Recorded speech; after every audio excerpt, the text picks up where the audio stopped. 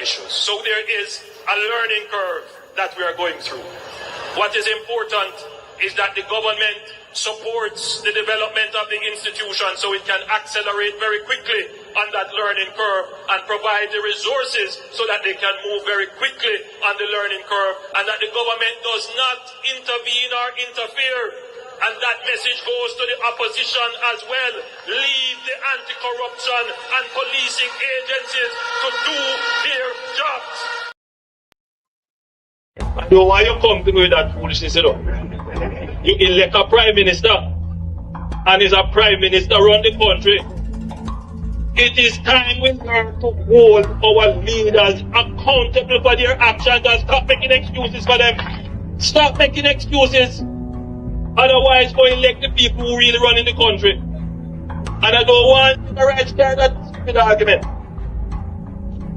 Hold the people you elect accountable and stop making excuses for them.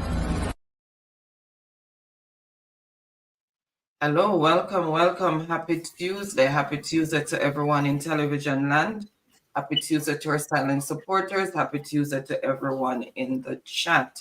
Thank you so much for tuning in. Really appreciate everyone's support as usual. Remember, when you come in, thumbs up the live, share us out if you can. And if you are new to the channel, please show us some support by subscribing. Happy International Women's Day. Let me say that before we go into the topic. So happy International Women's Day to all the women out there. And tonight's topic is the lies they tell out of desperation with your host, Byron and Anne-Marie. And we also have Melting Pot, and joining us shortly will be Pastor Ricky and Mr. Rattigan. Let me just go ahead and welcome those in the chat. Patel Cruikshank, Don Mel, Elaine Turner, Rosa, Shrug Clive, One Indian, Rennie Swaby, Merlin Molly-Austin, Barbara Giwa, Jeanette Letts, Una Vassell, Noreen McLean, Esther De Souza, Carla Ebanks, Teresa Graham, Beres White, Montague James, Melford Campbell. Welcome. You're welcome, Don Mel. Thank you so much, guys, for tuning in. Really appreciate each and everyone. Without delay, I'm going to hand over to Byron to start the discussion. All right. Thank you, honey, for that wonderful precursor as usual, right? You've been there, right, through thick and thin with us, and trust me, you're doing a wonderful job. I want to say, to all of our subscribers, right, people who are in TV land, right, big respect to you all, and big thanks, right, for continuing to follow us, right, provide us the strength and the energy to go on.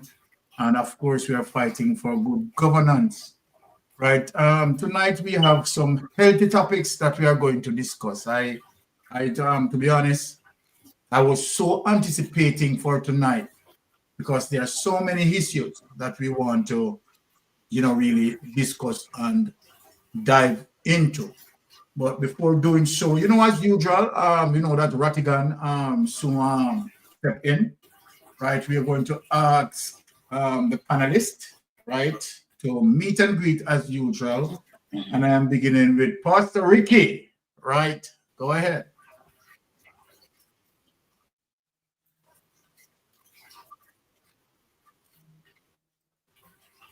Okay, Pastor Ricky, Mike, you're mute. Okay, go to Melting Pot. Melting Pot, go ahead, Melting Pot. Something wrong with Pastor Ricky, Mike.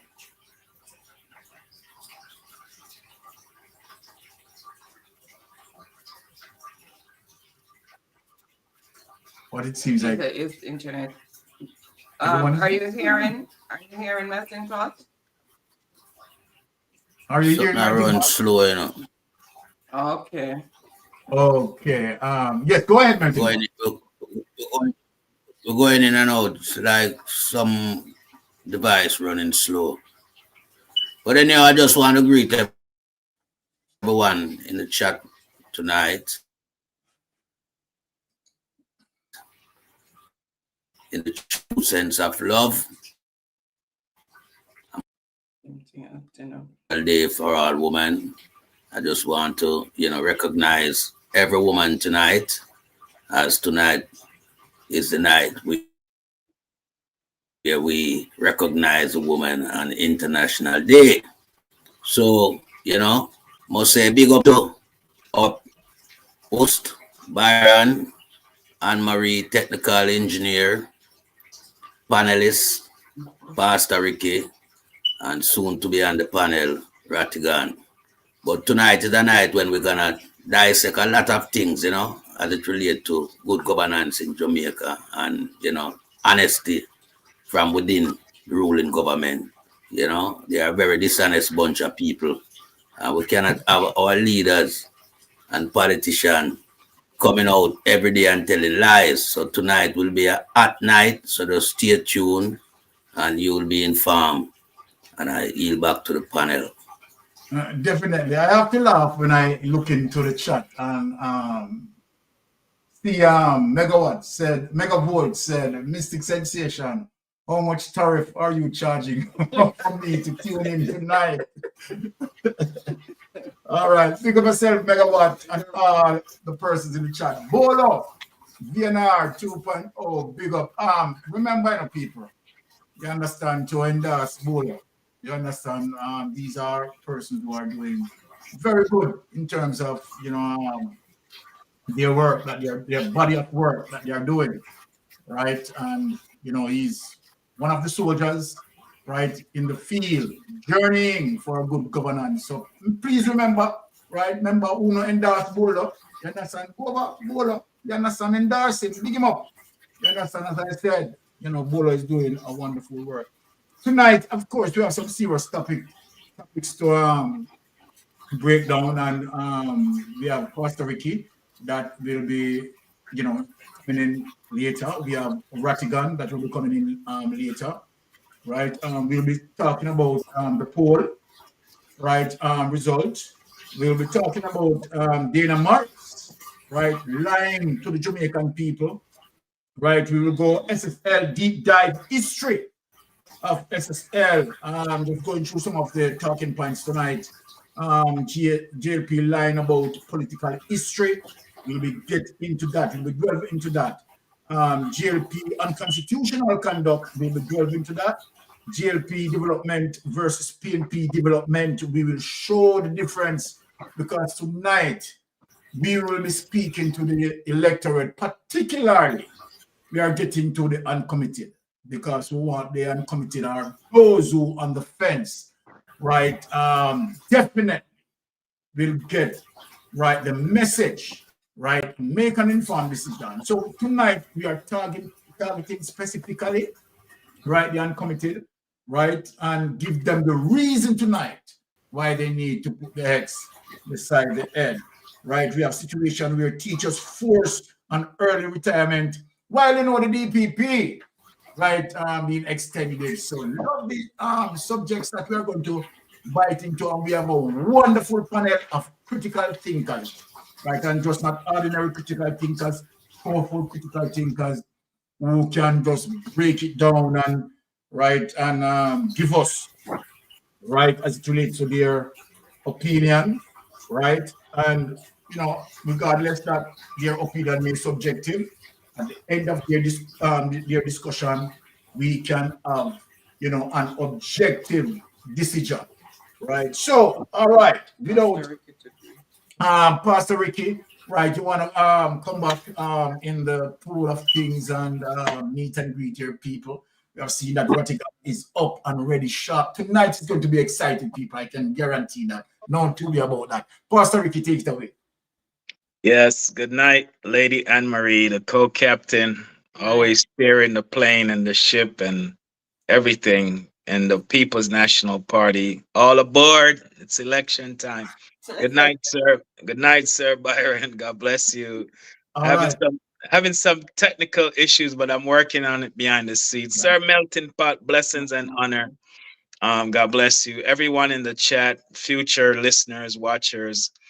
I just want to say real quick, comrades, let not your heart be troubled. We are going to win this general election.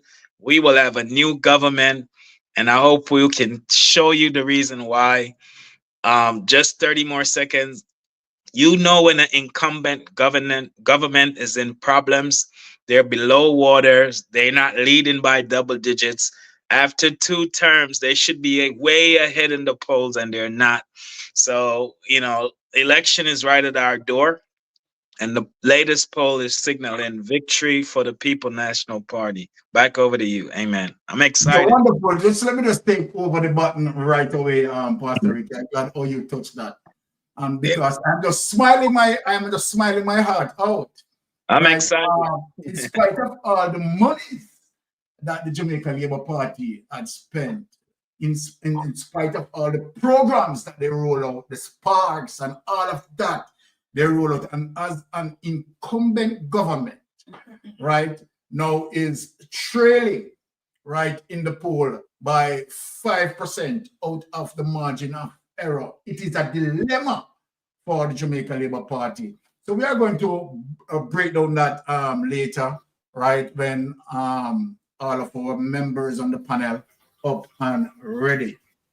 Now, I am going to, one of the first area of business that I want to attack, right, is the situation with the economy, right?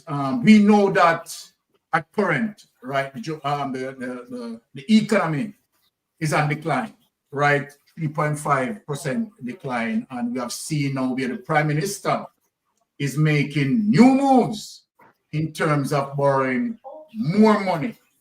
What that means for us, right? And you can ask all the professional economists, right? More austerity measures. But before I get into the program, I just want to mention something as it relates to just providing a background, right, where that is concerned. Let me just mention this before I ask Swatigan to meet and greet. Now, Jamaican people, and I am speaking particularly as it relates to the economists, the accountants, all those professional persons. Now, we have seen that the Prime Minister made a move in terms of, go and borrowing more money, which is going to mean more austerity measures for the people. So I want to point out 2 issues here as it relates to a corrupted government borrowing money and a government that is honest and integrity borrowing money. What are the implications as it relates to the 2? All right. Consider, we are doing mathematics now and we are doing angles. Consider that you're climbing a mountain where we talk about a 50-degree angle, right? Steep, 50-degree angle. And where you have, you have a donkey, right? To mount up that 50-degree angle. And at the base of that angle, right, while the donkey is going up, you add 10 pounds of pressure to that donkey, right? And while the donkey, right, transcending, right, to that angle, right, getting higher, you add another 10 pounds of pressure to that donkey, right? What is going to happen is that the donkey is going to be overly burdened. Yeah, you're going to kill prosperity, the donkey. Exactly.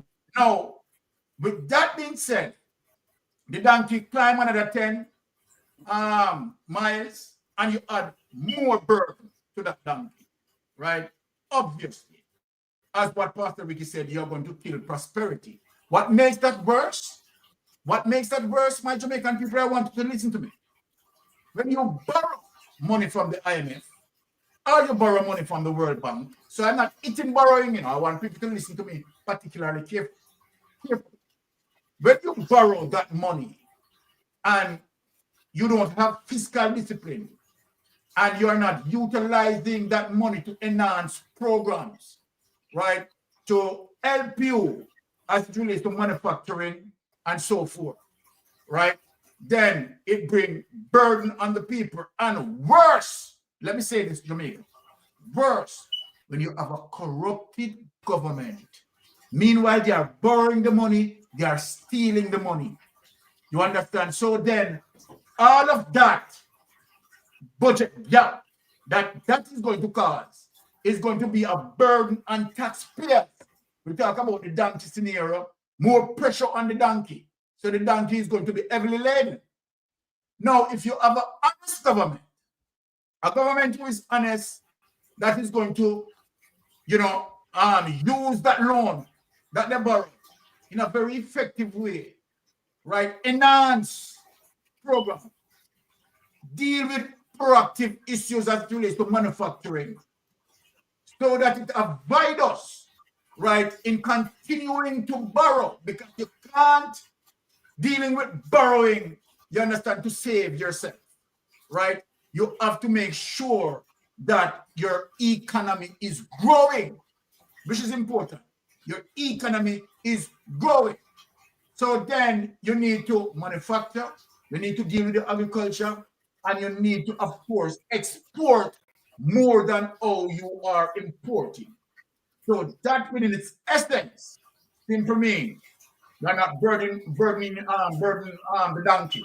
So then if you have an honest government, when that donkey goes 10 miles up the hill that I described, and if the honest government is corrupted, right, and the donkey go 10 miles, and you take away some of the burden from that donkey is getting lighter.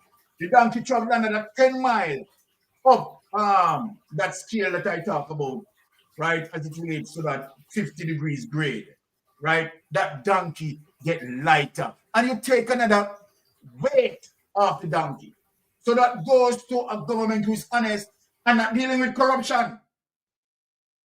So what my point is that I'm making, think of what Andrew Wallet is doing. Borrowing consistently, and while their government is a kleptocratic government, stealing, being corrupted, it simply means it add, right, extreme pressure on taxpayers, right, to fill certain gap. And so then when you have a prime minister who is honest and have integrity, and where that prime minister could have now accounted for that 3 trillion in deficit, then of course it would be so different, and then we wouldn't have the pressure that we are having as it relates to the economy decline by 3.5%. But before we get into that, we are going to show certain things as it relates to establishing the show tonight. Without any delay, let me have Brother Rattigan meet and greet his people, and then we get into the program.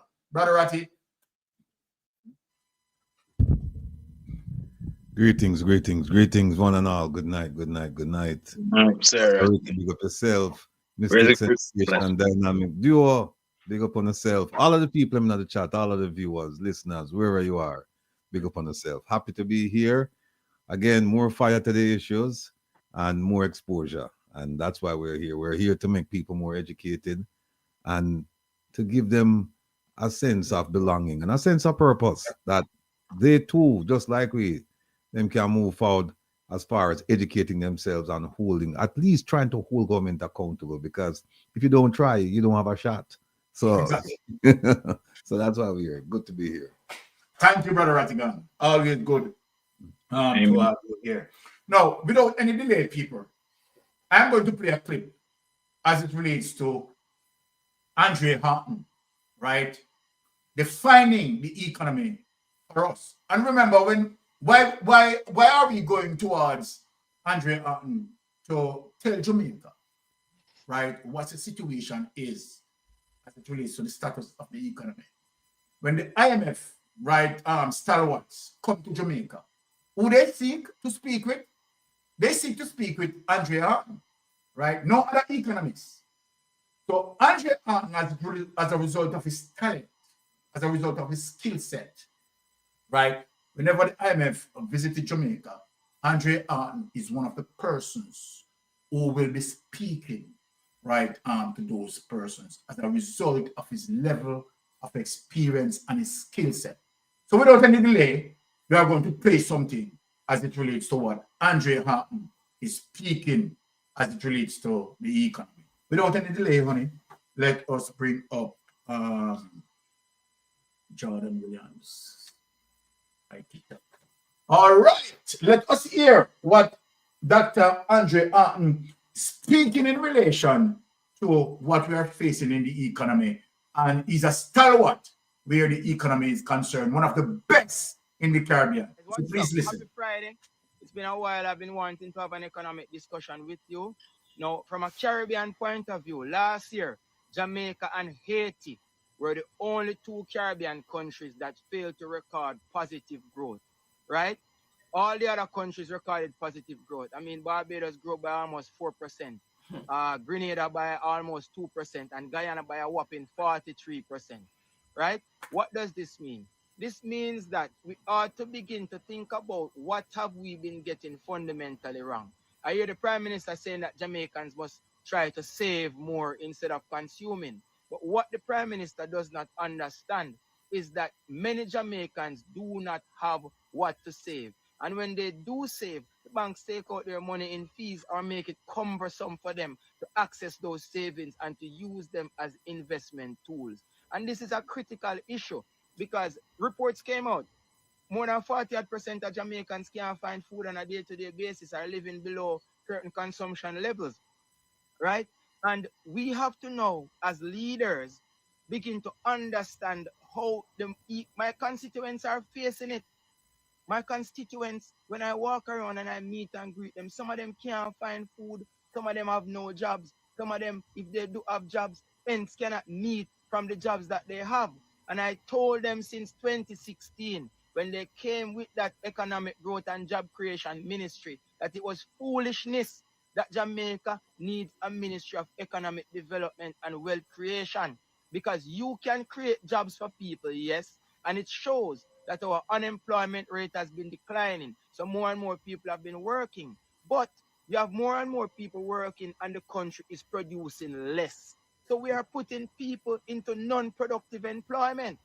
And as leaders who are responsible for the moral fabric of this country, for the economic fabric of this country, many people look at America, criticize Trump. Oh, Trump this, Trump that. But you have to recognize Trump is bringing back industries to America. What is Jamaica doing to bring industries to Jamaica? All we do is chase away the youngest and the brightest. Everybody call me every day, boy, Andre, you want to eat that today at Jamaica. Ray, you have to come to America, you have to come to England. Because they believe that my skills are better applied elsewhere.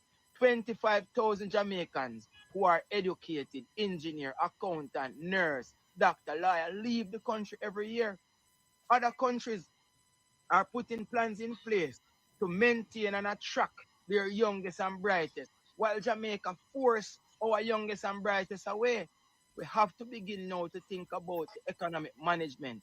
With the advent of the fourth and fifth industrial revolution, many jobs are going to become redundant. What are we doing to correct that issue? We have to begin to look at how technology and innovation is going to be useful in enhancing the labor and total factor productivity of our people so that we can produce more. Andrew Holness, the only way Jamaican people can save more is if they are earning more. Jamaica average income is 7,000 US a year. That is not enough to buy food, send a picnic to school, pay hospital bill, plus bill house, plus put on pension. The people need income generating ideas, income generating industries.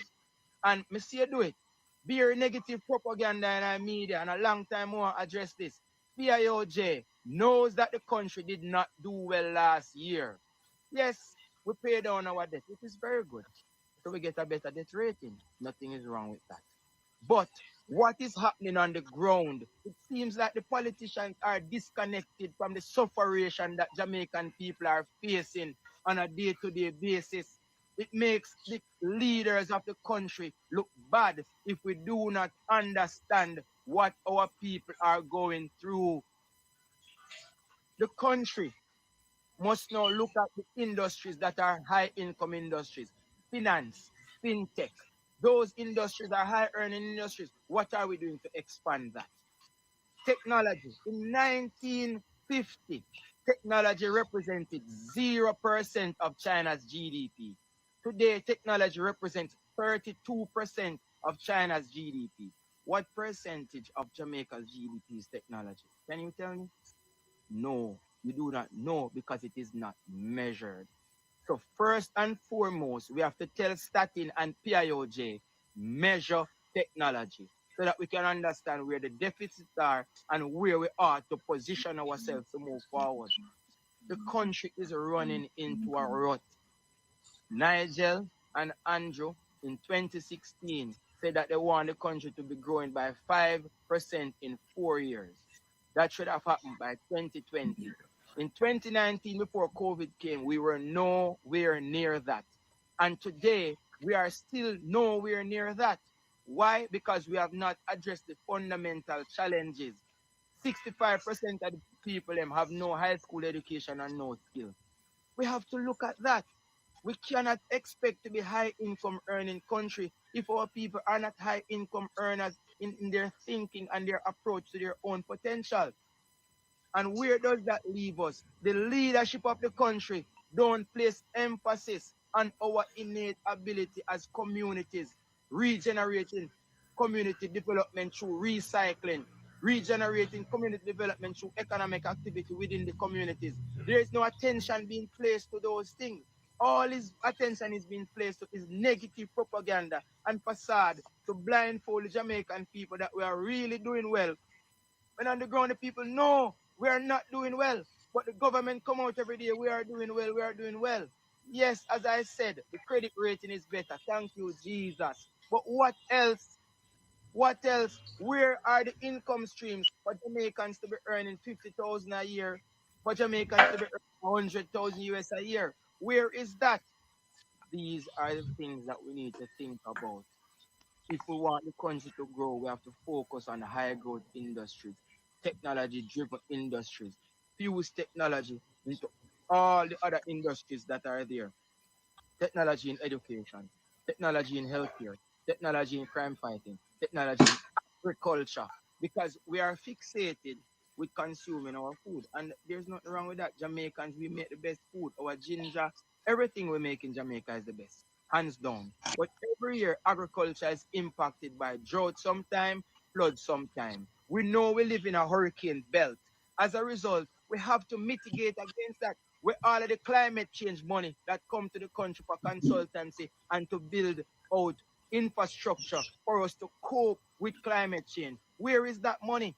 10 years down the line, you are not resilient in agriculture and we are not resilient in other industries. And then we pay lips. How long shall we wait? My most recent book, Overcoming Productivity Challenges in Small Countries, and I received an award for that book.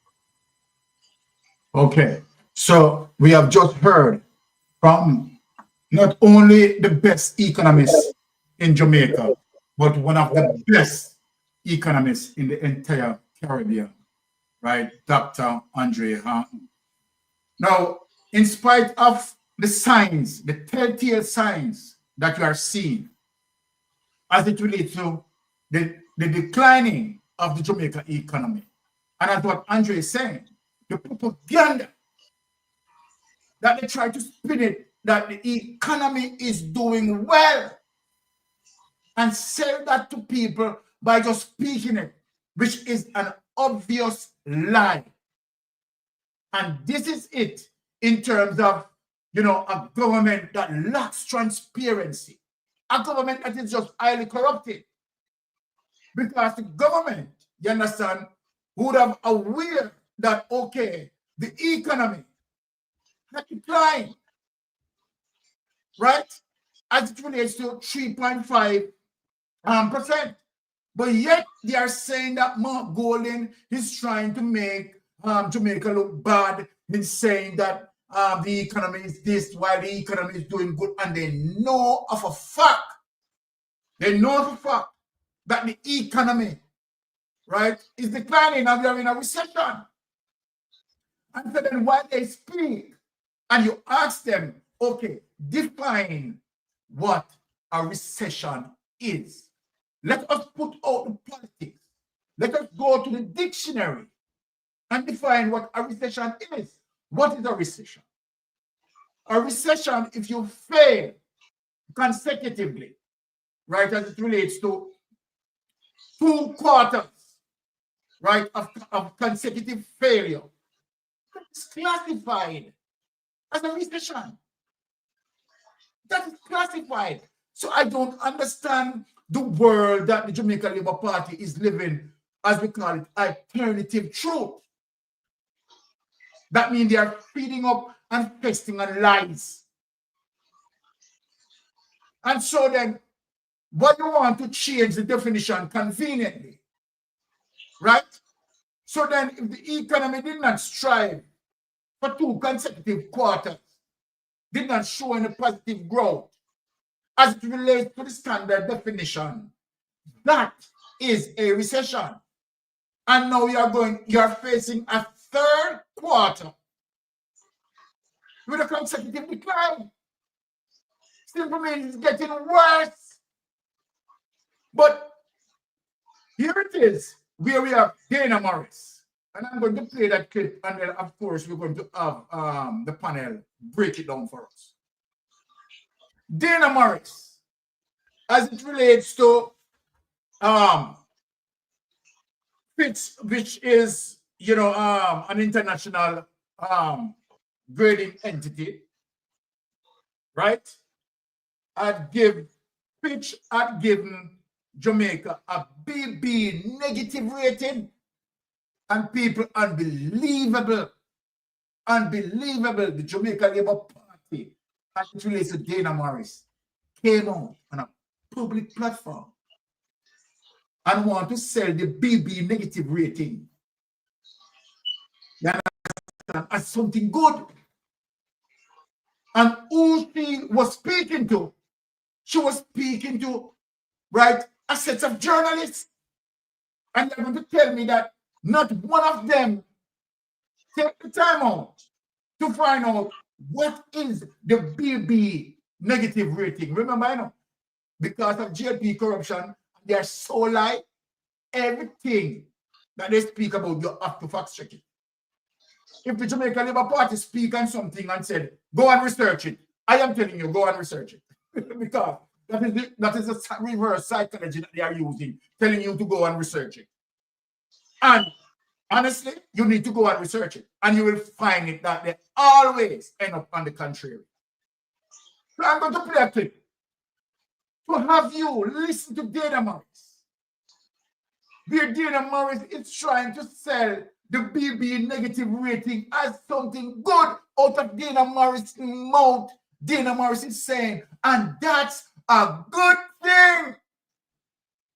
So then, Dana Morris, let me ask you a question. You have a knife, a sharp knife, or an ice pick, poking into somebody's flesh, and you're asking that person, how does that feel?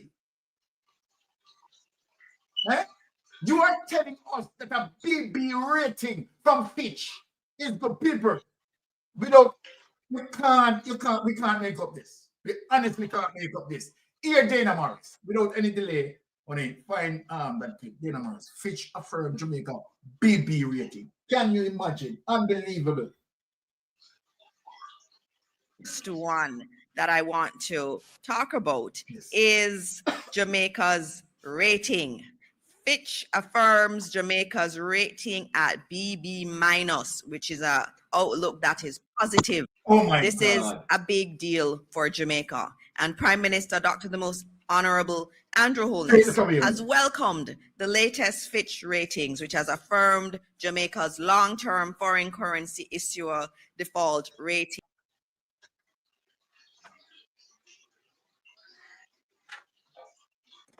People, we all hear that out of the mouth of Dana Morris.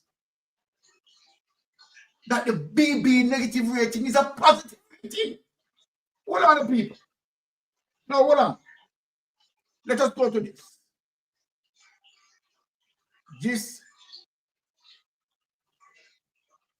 Let us go to this because even Andrew Wallace is telling that to Jamaican people. Listen, people. No. That's what I just played. The post-cabinet press briefing. Yeah, this one. You just played this post-cabinet briefing? Yes, okay. Dana Morris. Okay, all right. People, look at this. And read it for yourself. A BB minus credit rating is a credit rating that is slightly higher risk than a BB rating and lower than a BB plus rating. It indicates that a borrower has a weaker ability to meet their financial obligations. People see that now? See that now? And you have Dana Morris came out and said this is a positive rating. Right?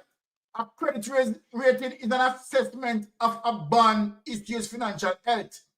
Rating agencies like Moody's, Standard & Poor, Fitch, and DBRS assign rating to bonds. Right? A BB rating is considered speculative and has significant speculative characteristics. A BB negative rating indicates a higher credit risk than a BB rating and a weaker ability to meet financial obligations. Take that away, Omi.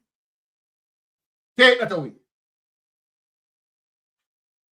Now, let me start with Brother Rattigan. Let me start with Brother Rattigan with this.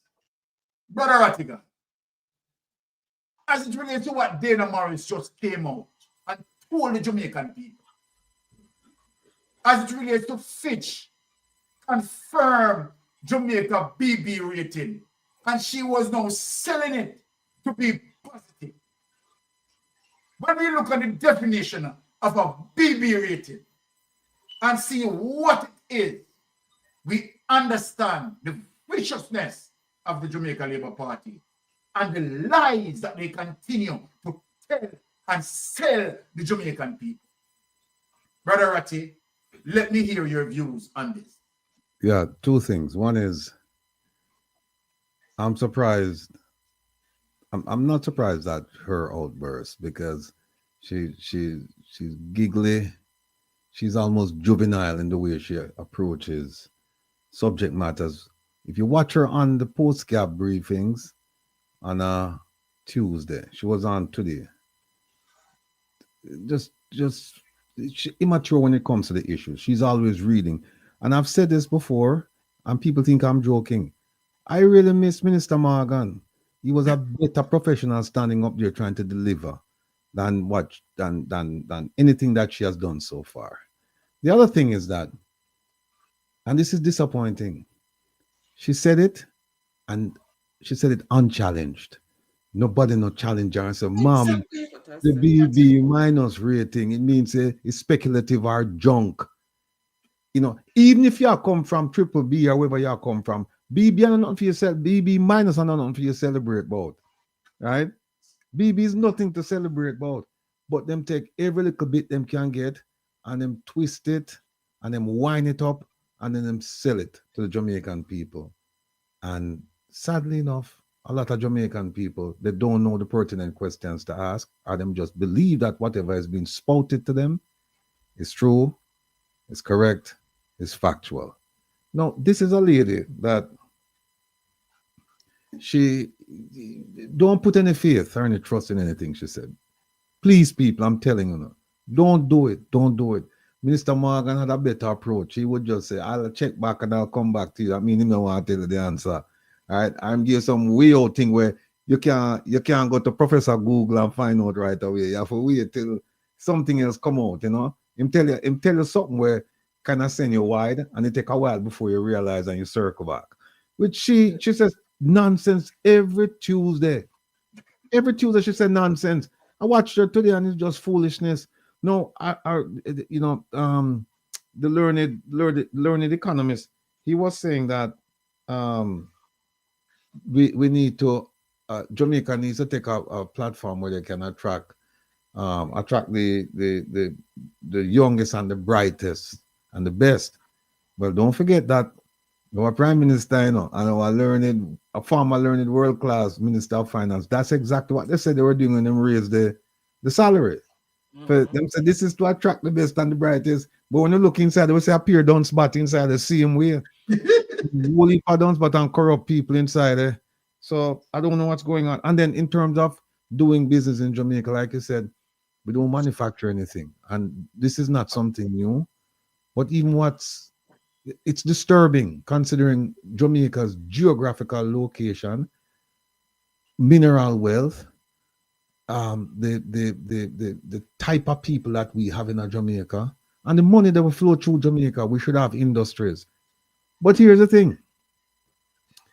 How many people knew that our Minister of Industry, Senator Albin Hill, in 2022, 2023, and 2024, he took delegation. He took delegations of Jamaican businessmen.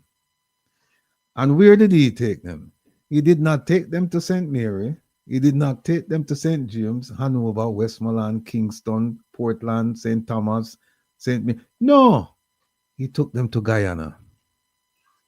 He took Jamaican businessmen to go and invest in Guyana. And you tell me, say, we're serious about developing our economy and developing industries and investing in our people? Absolutely not. I yield. Thank you very much. All right, without any further delay, let us bring in Melting Pot in the space. Melting Pot. Yes. I just want to, weigh in with my own critical way of thinking. And ever since the Jamaica Labour Party assembled their 48 Alibabas alongside the chief Alibaba, it's just some garbage people and put up as representative for the people. And all of them practice PR. None so more than the Ministry of Health, Dr. Christopher Tufton. And everybody now is having that syndrome of PR, coming out and telling the Jamaican people lie at all costs. Because a BB minus rating can never be credited as anything good. Exactly. Diana Maped Morris should be ashamed of herself. Yes.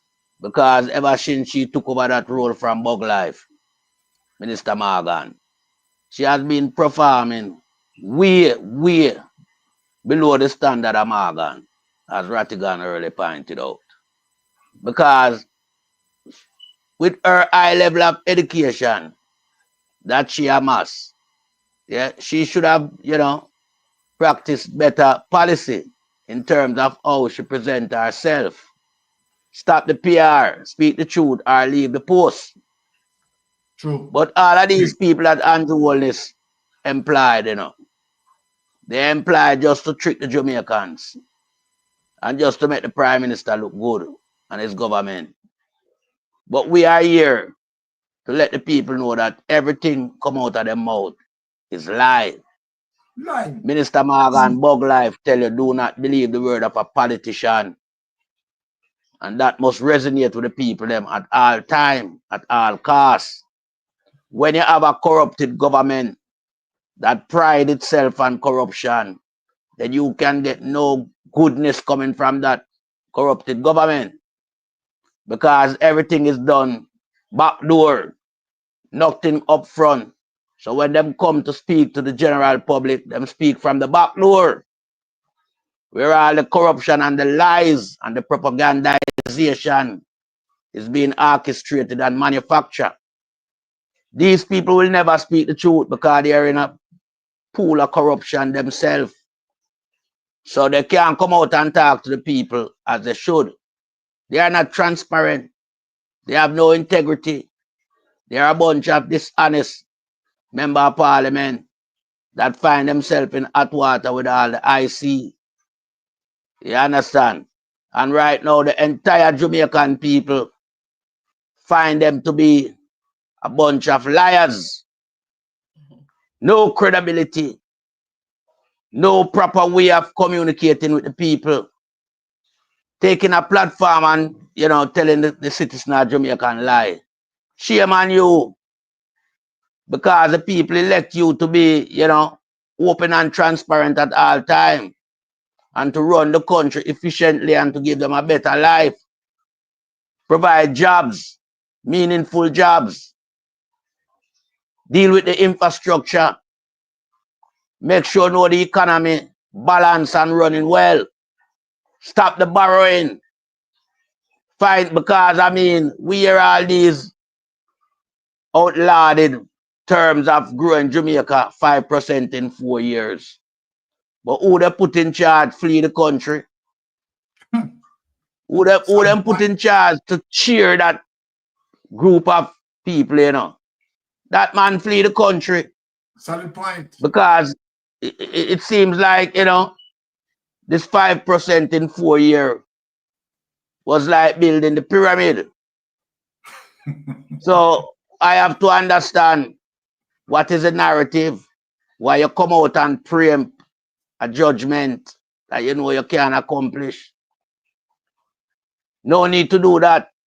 You need to grow the economy and then come and report on the economy, giving the people the right statistic as it relates to what the economy is, where it's at. But when we saw that the economy declined 3.5% in the third quarter and then finish up losing a further 1.8% in the last quarter, when you add that together, you're talking about 5.3% overall decline within the economy for the fiscal year 2024. So, I mean, we cannot credit these people, you know. No way, shape, or form, because these people have been borrowing up to the ceiling, and we don't see anything that's been done. And what they've done, they have placed the country in a deficit hole. I don't know how Mark Wallen and his administration will tackle this, because I know it's a rocky road ahead for the People's National Party when they assume government. But I know they will fix it, because we have bright, brilliant mind, trustworthy people from within the People's National Party.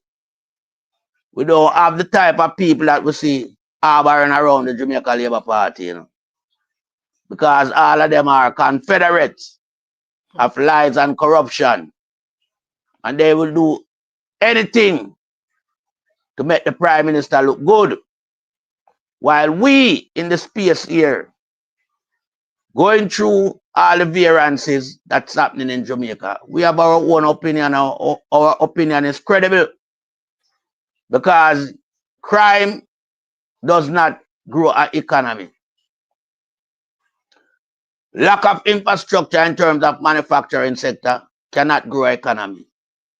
And you certainly cannot rely on service economy to grow your economy. You have to have manufacture as a prime #1 target, and also your own resource like agriculture, the mineral sector, and all these things. So, I mean, we just have to just look at these bunch of liars as pathological liars. Pathological mendacious. Yes, and corrupted to the core. And I yield back to the panel. Wonderful stated there as it relates to what Melting Pot is saying. And the essence of this, right, you'd want a government to, you know, target manufacturing, because we have to produce more, right? We have to export more, right, than we are import. But as it is, we are borrowing and we are importing more than all we exporting. So you do the maths, basic maths, right? I mean, come on.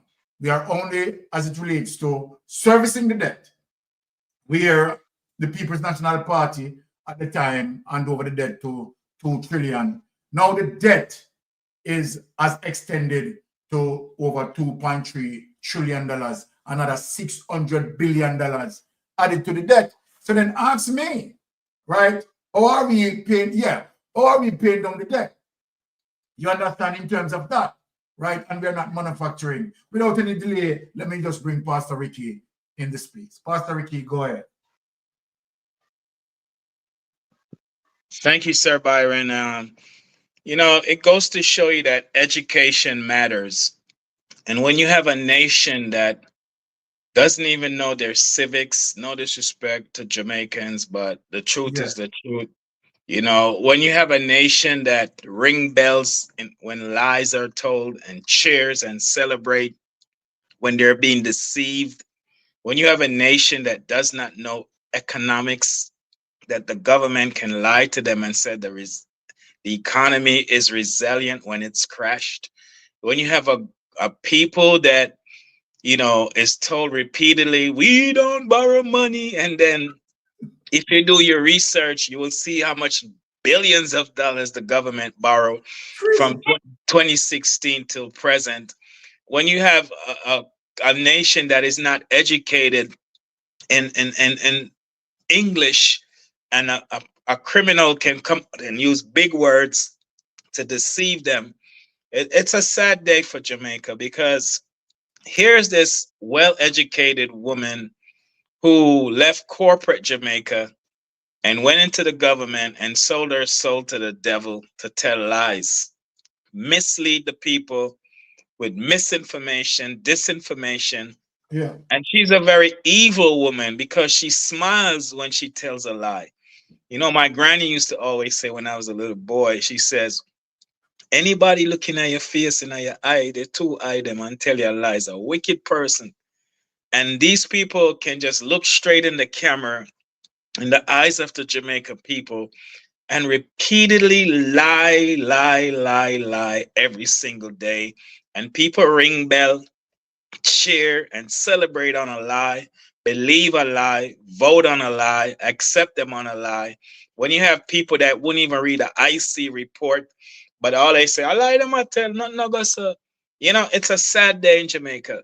Now, Niger Clark paid down the interest on the debt. Jamaica is indebted, as you read, Sir Byron, last Friday, the chart you presented with the debt to GDP in terms of US billions of dollars, that which turns out to be over $2.4 trillion in debt. And when you have an economy that has crashed, and when we look at the second quarter with flat line 0.02% from the first period, then the third period 3.5 negative percent decline. The last quarter, so far, the Planning Institute is saying it's 1.8 percent decline. And the Prime Minister, we all know from going to college and university that when you do economics classes or courses, when the country's in a recession, there's only three ways out. Either you cut spending, which is going to hurt the people because you'd have to cut programs. You raise taxes to generate revenues, which is going to hurt the people because everybody's trying to hold on to their little dollar bill that they have because the country's in a recession. And then the third option is to borrow. And so the more you borrow is the more you put the country in debt. And we don't see where they have been paying down the debt. They have been paying they haven't been paying the principal on the debt, but they have been paying the interest on the debt to make them look good. So when you can get a BB minus, BBB, whatever it is, and celebrate it, right? B minus. And celebrate that. It's a dark day for someone who's educated, who should know better than what she's telling the Jamaica people. She's a disgrace to women. And this weekend coming is International Women's Day, but she's a disgrace to women. How could you look the people in their eyes with a negative report and celebrate it and act as if it's positive? That's cruelty 101. And she should be ashamed of herself. She should resign from office. You know, the Prime Minister have a lot of unfit people in the wrong position, and she's one of them. It's very evident. And it's a sad day for Jamaica because Jamaica did not recover from the hurricane. Grenada recover, St. Vincent and the Grenadines recover, Barbados recover, St. Lucia recover, and even the Cayman Island that got brush recover, Cuba recover. Only Haiti and Jamaica have not recovered economically, and we know Haiti's a failed state. So it tells me that Jamaica has bad economic policy, failed leadership, one who doesn't know anything but deception, and that's what he's strategizing daily, how to deceive the people.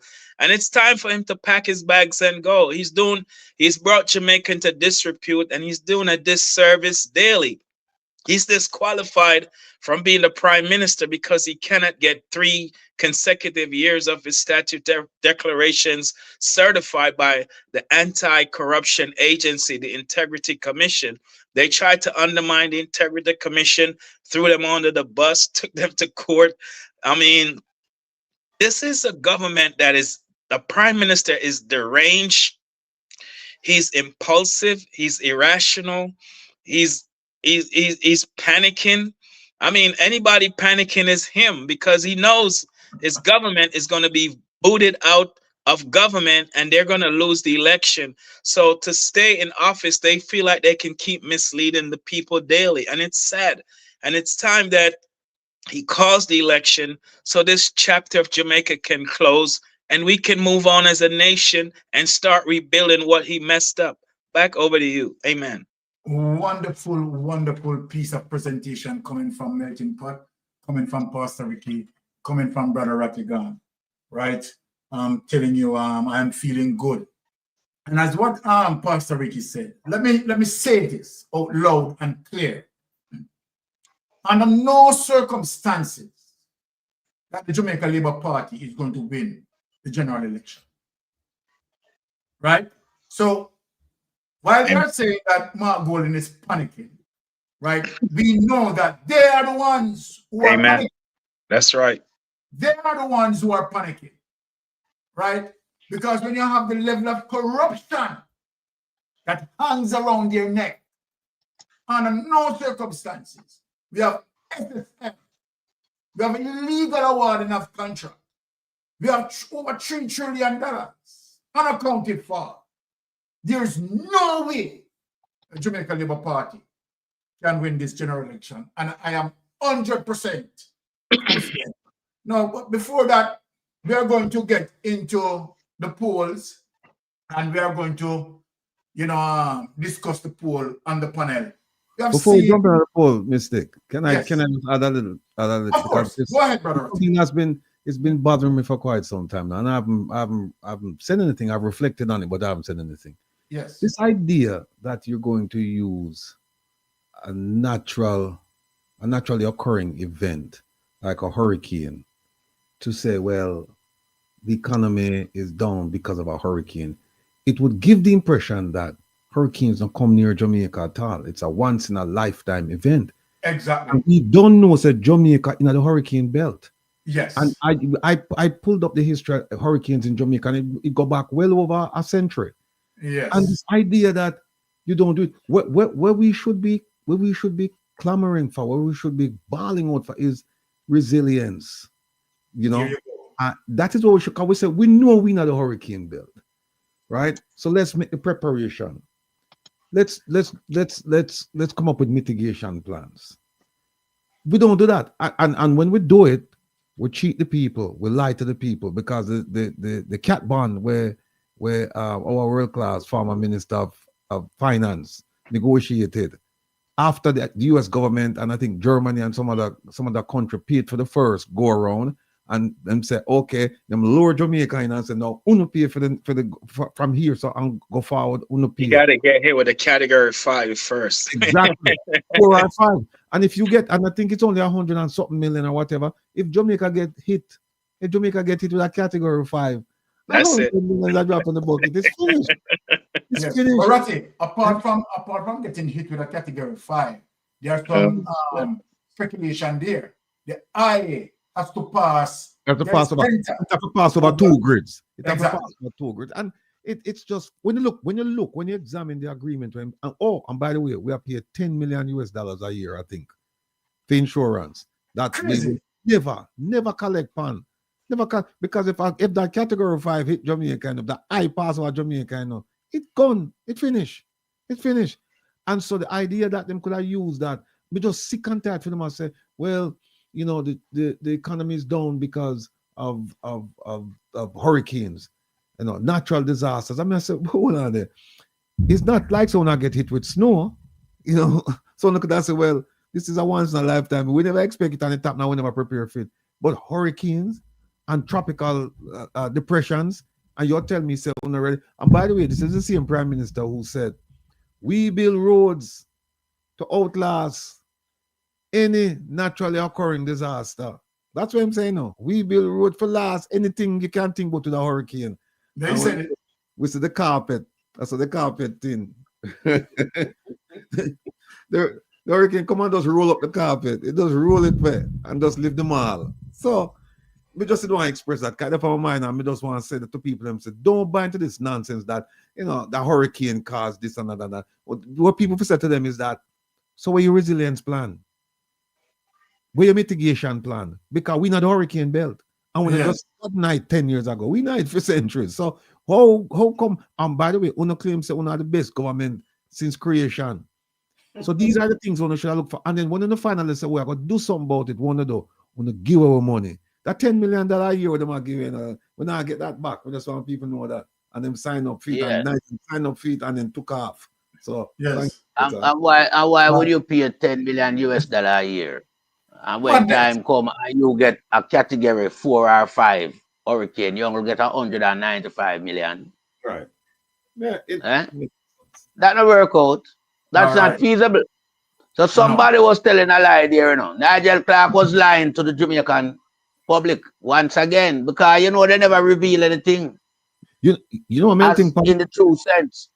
You know what? I bring on a statistician from my program, and the man him work out the match, and him say, for 10 million, we should have get almost $500 million worth of insurance. Definitely. That's what I get. Yeah. Him say for the 190 something we are pay, him say we should have pay somewhere about 3-4 million for that a year. We should not pay 10. For what we for the 195 million where we get. We're supposed to pay 3 to 4 million. Boy, they pay 10 million. You're supposed to touch about $500 million.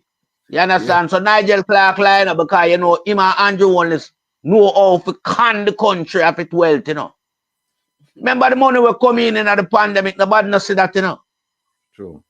I remember Europe, me live and me know all the money was sent from Europe, from the EU, from UK, from India. We know all of the money there. Well, it not reach the people at Jamaica. We need to make the people understand so if we continue fooling yourself with this green army and have run behind them, we're not going to sink worse than the economy. You understand? Because there will be nothing there for you guys in Jamaica.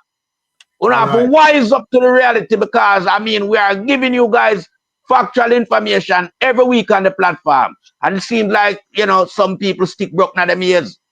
Or them just colorblind. You understand? We have to be patriotic. We cannot be partisan anymore. Partisan are taking away the fabrics from Jamaica, sinking Jamaica, plunging Jamaica into corruption. These people are having a field day, the minister and the prime minister. They're all wealthy people, multi-billionaires. And you are the one who put them there, but you are suffering. The prime minister have 28 bank accounts. Many people in Jamaica don't have one. The prime minister get $473 million accumulating a TRIM account in the pandemic when the entire world shut down. But Andrew Wallace was reaping havoc in terms of making millions of dollars. What was he doing? Here you go. Andrew Wallace was operating shell company, not running the country. His interest was all into his own business venture. And they're all shell company, they don't employ anyone, you know. So it's not like Andrew Wallace have some business where I employ people. Shell company mean there's no machinery and there's no human. Hey, Melting Pot, guess what? It is just money. Hold on, the pastor, Ricky. Make I finish this. It's just money laundering. Those places was set up for to confiscate the Jamaican wealth and put it through them entities of those shell company. That's why St. Lucian government have to run him out of the country, because them couldn't keep up with what he was going on. They realized that this man was a con artist, and them kick him out. And I yield back to the panel. Yes, Pastor Ricky. All right. Blessings. Pastor Ricky is having some Wi-Fi problem there. But yes, let us put up the poll, and we are going to speak on the poll, because there are some things that I identify that I have not seen, you know, other persons speaking about that, and I'm going to speak about it tonight, in spite of what the professor is saying and what Dan Anderson is saying. I mean, yes, Dan Anderson has been doing this for years, and we all write with all courtesy, right, that he's quite professional, right? And of course, we accept that. But I just want to point out something else. Before I go there, let me just allow Pastor Ricky to say what he wants to say. If you can give me 30 seconds to add to what Melton Pot says. I wanted to say that, as you eloquently state every single week, Sir Byron, when we borrow from the IMF, these austerity measures that is attached to the loans, like they want Jamaica to destroy agriculture, they want us to impose cut GCT tax on the farmers so that we can import raw products that and create leverage between import products with our own grown products that will create competition with the farmers. And if you recall, when the Bruce Golding administration borrowed money, they didn't implement some of these austerity measures that the IMF wanted them to do, and that's why Jamaica was blacklisted, and that's why Jamaica was able to borrow any more money on the world market. So borrowing from the IMF and these global financial entities is killing Jamaica, is destroying Jamaica, and the time has come for us, Jamaica, to reopen the manufacturing factories and start building again, start producing again, and stop borrowing money, because the strings that are attached to these loans, that is destroying Jamaica as we know it. That's what I wanted to add.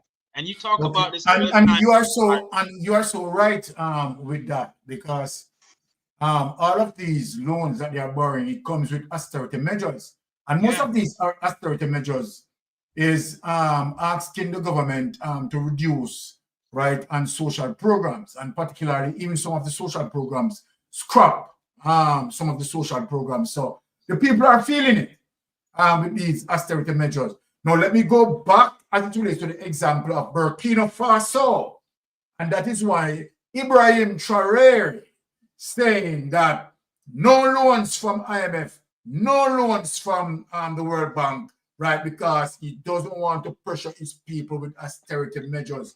Look at Burkina Faso now, right, in terms of targeting manufacturing, right, and making sure they becomes innovative, proactive. That's the word, proactive, right? And here is Burkina Faso. It's a force to reckon with. Amazing things that Ibrahim Traoré is able to do. And guess what? Not getting aid from IMF, not getting aid from World Bank, avoiding all austerity measures. This kleptocratic government is now so highly depending on, you understand, IMF, World Bank borrowing so much money, and that's why we have 30 pieces of silver, you understand, as it relates to Andrew Holness selling out Jamaica to neocolonialists. And that is just simple what Andrew Holness is doing. Selling out Jamaica every chance that he gets. He's selling Jamaica, right? Sell out Jamaica to neocolonialists. Now, let us get to the bar graph as it relates to the poll, right? And we are going to bite in that. Let us dig that. Now, I am going to point out something that I have not heard any persons have spoken on it. And I want Rattigan, I will be coming to you after finishing this poll. Now the question here asks, which party would you vote for if elections were called today? That's the question. Now you have, as it relates to 2025, right, 35.4%, right, is saying that they would be voting for the People's National Party. 30.7% is for the Jamaica Labour Party, and 33.9%, which is uncommitted. Now, if you look on the 2024 right poll, you realize that the 2024 poll was showing the People's National Party a 9.3% lead out of the margin of error, right? Where the Jamaica Labour Party was at 30.2%, and the uncommitted 30.5%. Now, Brother Ratty, what I want to point out with this poll as it relates to Dan Anderson, The uncommitted. being politically strategic. If you notice, Brother Rattigan and, Melting Pot and, Pastor Ricky, based on what you are seeing here as it relates to the 2024 and the 2025, what is it saying to me? That any way that the result ended as it relates to the general election, Dan Anderson has a narrative to sell to benefit Dan Anderson. And why Mystic Sensation is saying that? Now, Dan Anderson for the 2024 poll carried the People's National Party showing a landslide victory, a 9.3% out of the margin of error. So then if the election call this year, and if the PNP win landslide, then Anderson is going to say, oh yes, remember that I brought the 2024 polling and I showed the People's National Party 9.3% ahead. Now I'm going to show you, the strategy that Dan Anderson is using. Now, if the PNP, if the JLP should win the general election, as it relates to this poll, Dan Anderson is going to swing it to say, okay, well, remember we talked about the poll being close. And so then we're talking about 3.3%, right, as it relates to within the margin of error, not out of the margin of error. Simply means what Dan Anderson is saying is a statistical dead heat. Now, if the People's National Party win as it relates to the 35.4%, Dan Anderson is going to say, okay, I reflected that. What we need to take notice as it relates to Dan Anderson's strategy, that Dan Anderson set up himself between the two poles, that no matter how the result, no matter what's the outcome, Dan Anderson is going to have a positive narrative to sell himself. There's no joke. Look at the poor people. But if the People's National Party win landslide, Dan Anderson has a narrative to say he reflected it in the 2024. And if the People's National and if the Jamaica Labour Party win the general election, just for argument's sake, then Anderson is going to say, well, I was right because I said that the 3% within the margin of error, right, is the statistical dead heat.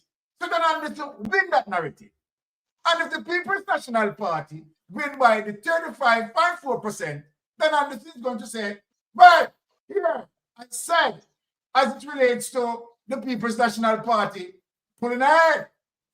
So then, as we say, as it relates to a pollster and his strategy, putting himself to make sure that at the end of it, regardless of the result, then Anderson, right, is going to have a winning argument in saying that, right, his draft and his poll and his canvas is correct all along.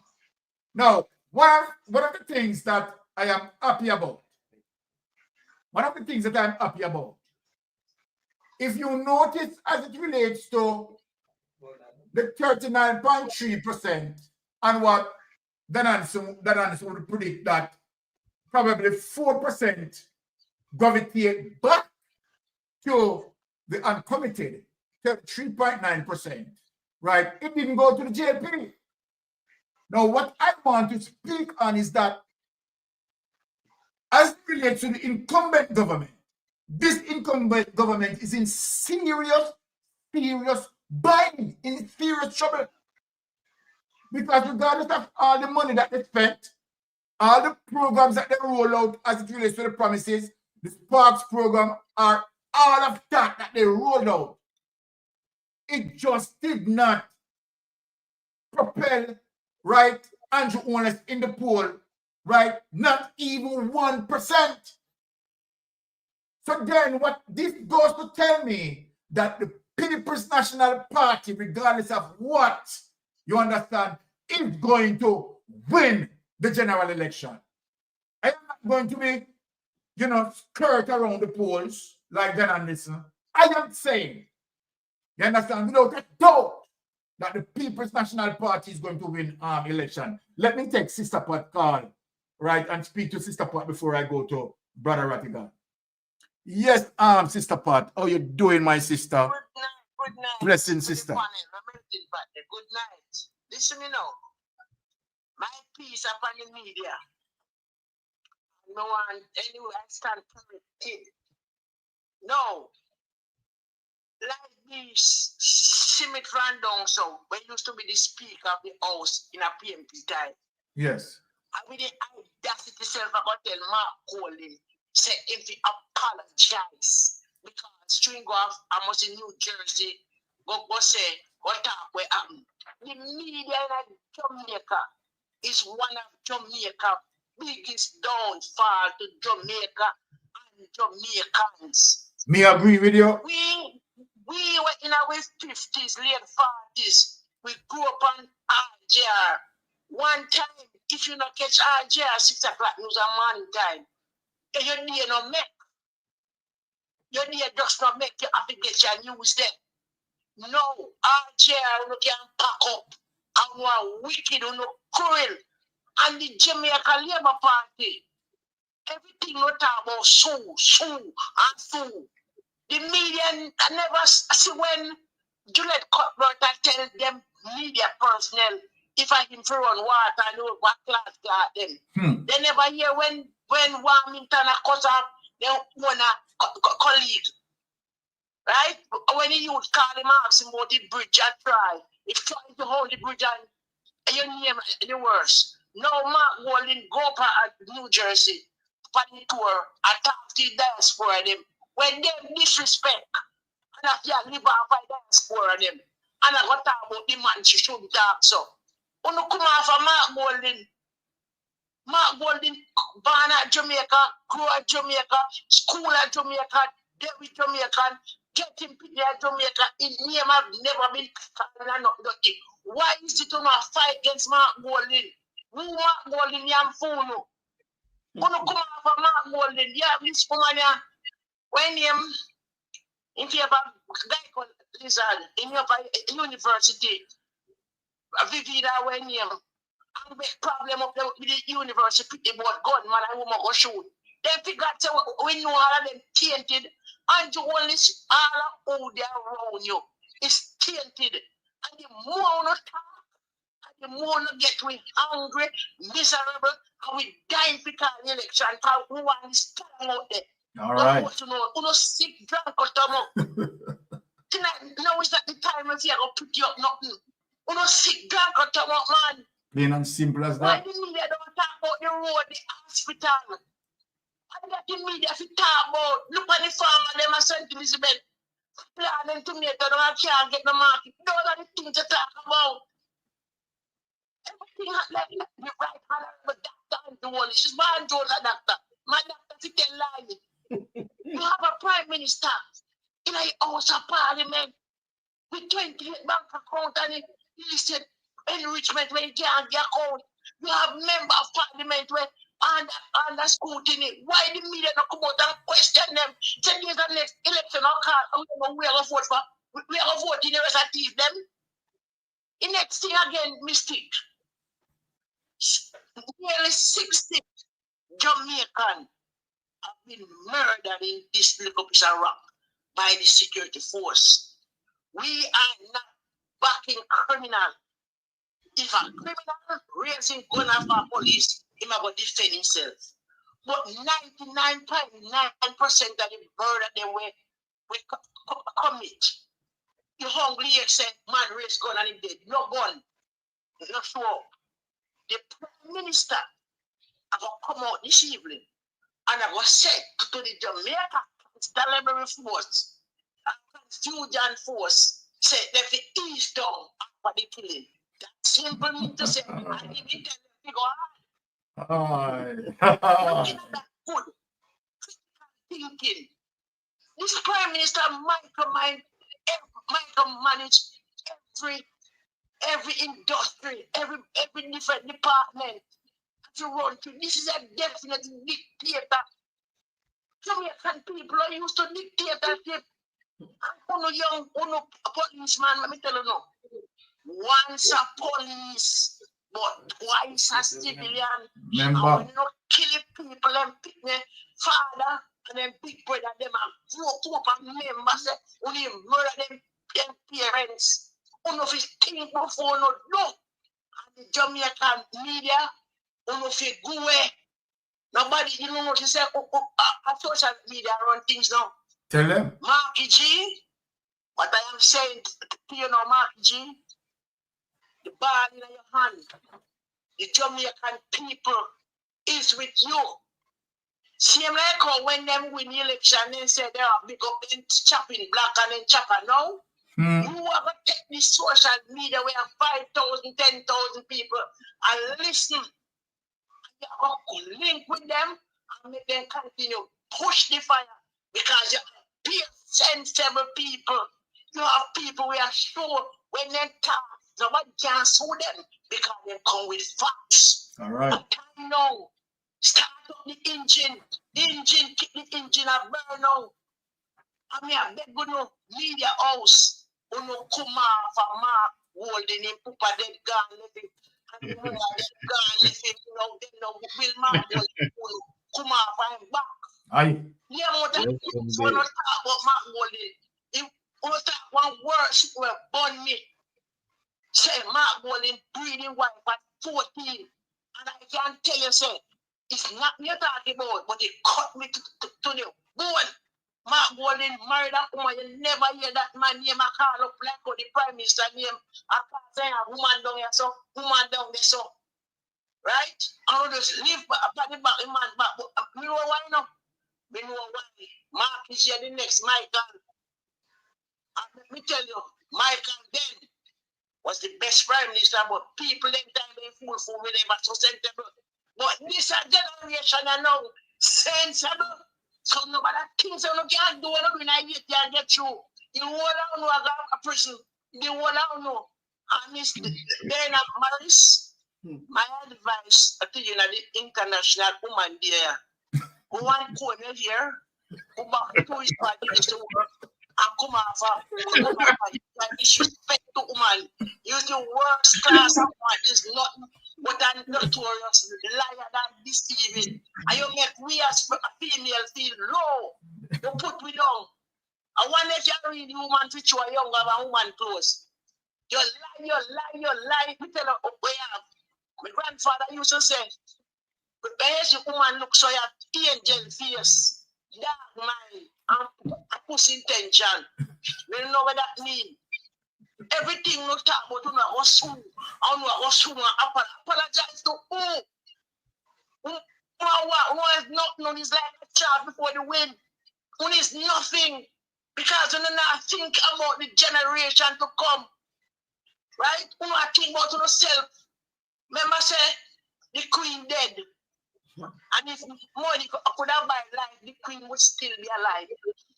Bush Stewart dead, if money could buy life, he would still be alive. And many more rich millionaire man dead. So me you know where we run down. Or we not run far. When you come off we back 15,000 I can't buy nothing. Imagine a man until you get up where you go and work. You're tired of when you get paid up with yourself because you don't know which one.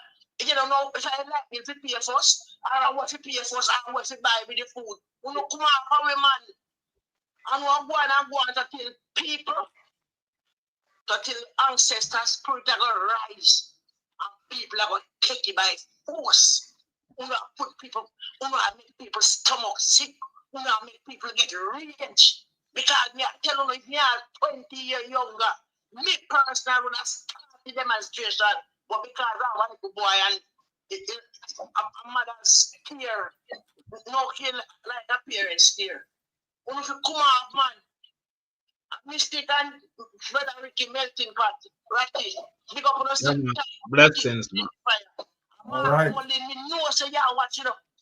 You know, watch, you don't need to turn up the machine now. And do not go back in a parliament, go sit down with them. Thief, do not go back in there. Because how person out here get paid now go. So who do not have to go? Go on the road now. Go on the road with the fire, see them where. Because you don't have them confused. When you don't have them here say, it's alleged that them are come now and about $50,000 must have been at tax. We call it tax recession. But you don't care 50,000 come from recession. You only take it down, Yanni. Yes. To know. Exactly. Recession, you only come with the kind of food of money, you know. Taxpayers' money. Them need to know that. Food, so we can't food. We are getting about this year, but I quote and I tell people, say, I'm a road. I'm a rip up road like that. You have to go. We tell them, man, I'm not sick, drunk, or stomach. Anyway, I go back to class, you know, but me have to blow it. You know, when I'm text it from my, and think them at that point, Mark holding for apology. Mark holding live on a bed, Mark holding a liar, Mark holding a millionaire in work, if you have this money, we are doing this work for him. Not wicked and grateful, licky, no. Bad mind, them bad mind. All right. Anyway, me go back to class. Bless yourself, Sister Pat. Why check the Sister Pat and blaze the fire. You understand? A real, trust me, maroon warrior that you know. You understand me? I said democratic socialist, real manlyites. No joke about that. You understand? No. And you know, yeah, she's just venting in terms of the situation as it relates to the propaganda that they're spreading. Now, Brother Rattigan, as we talk about the poll and as it relates to the 2024 and the 2025 as it relates to what Ben Anderson, right, had canvas there, right? But in terms of when you look at it, and as it relates to, the possible narrative that can be built, I am seeing where, regardless of how an election and the outcome, you understand, might be, whatever outcome it is, then Anderson win the narrative as it relates to the way how both polls drafted. What say you on the situation?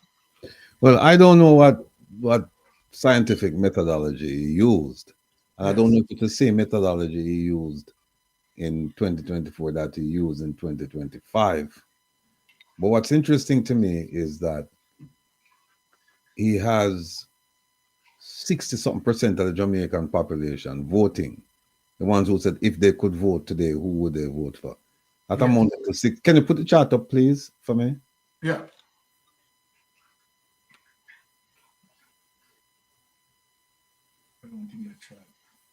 All right. So that's 66%, right? For 2025. And it was 69.5 for 2024. That's a far cry from who voted in the last election. What I would like to know is what questions were asked and the responses, because by asking what questions were asked and looking at those questions, you can also tell, the questions that weren't asked that should have been asked. Because yes. I find it kind of interesting that, over a period of a few months, one party who's not in power dropped by almost 4%. Yeah, almost 4%. Yeah, 3%. Yeah, 3.9%. And I find it kind of interesting. But keep in mind, people, that even if you look at this as a dark cloud, it has a silver lining. And the silver lining is this. I remember back in, 2021 or thereabouts, when Don Anderson did this poll, and it showed that leader of the opposition was in the teens. May have been in single digits, may have been, but I know it's certainly in the teens. It was at 13 points. Right. It wasn't much, and it was like that was considered to be a landslide. Them call the elections as landslide. So now when I see this 35, it shows that tremendous gains have been made. Right. But I'm so curious as to how to explain the loss of, was it 4%, almost 4%? 3.9%. Yeah, I'm just curious as to how we have arrived at this. What questions were asked, what questions weren't asked, who the people he interviewed. And another thing I want to ask, is Don Anderson the only scientific pollster in Jamaica? I know they have a blue dot poll, but that's unscientific. Oh, no, don't go there. Yeah, that's polling your own people. Yeah, that's polling your own. Yeah.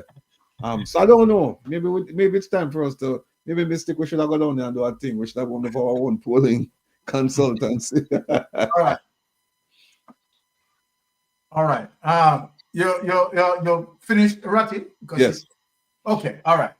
So before I make the other person speak, I'm just going to play one more clip, right? And we are going to have the panel comment on that. Honey, without now, we have seen Big Mama, right? We have seen his minion Davis talking about Mark Golden is panicking. Of course, you put it up. Big Mama can say what he wants to say, but before I get there, there is no love for the Jamaica Labour Party. And let me tell you something. And I'm speaking directly to Portland. That we care. People we don't know, So let me just do a little clip before we move on to the next poll clip. For sure, the people have said the people in Portland finish with Darrell Vaz and finish with Anne-Marie Vaz. We don't look on these people.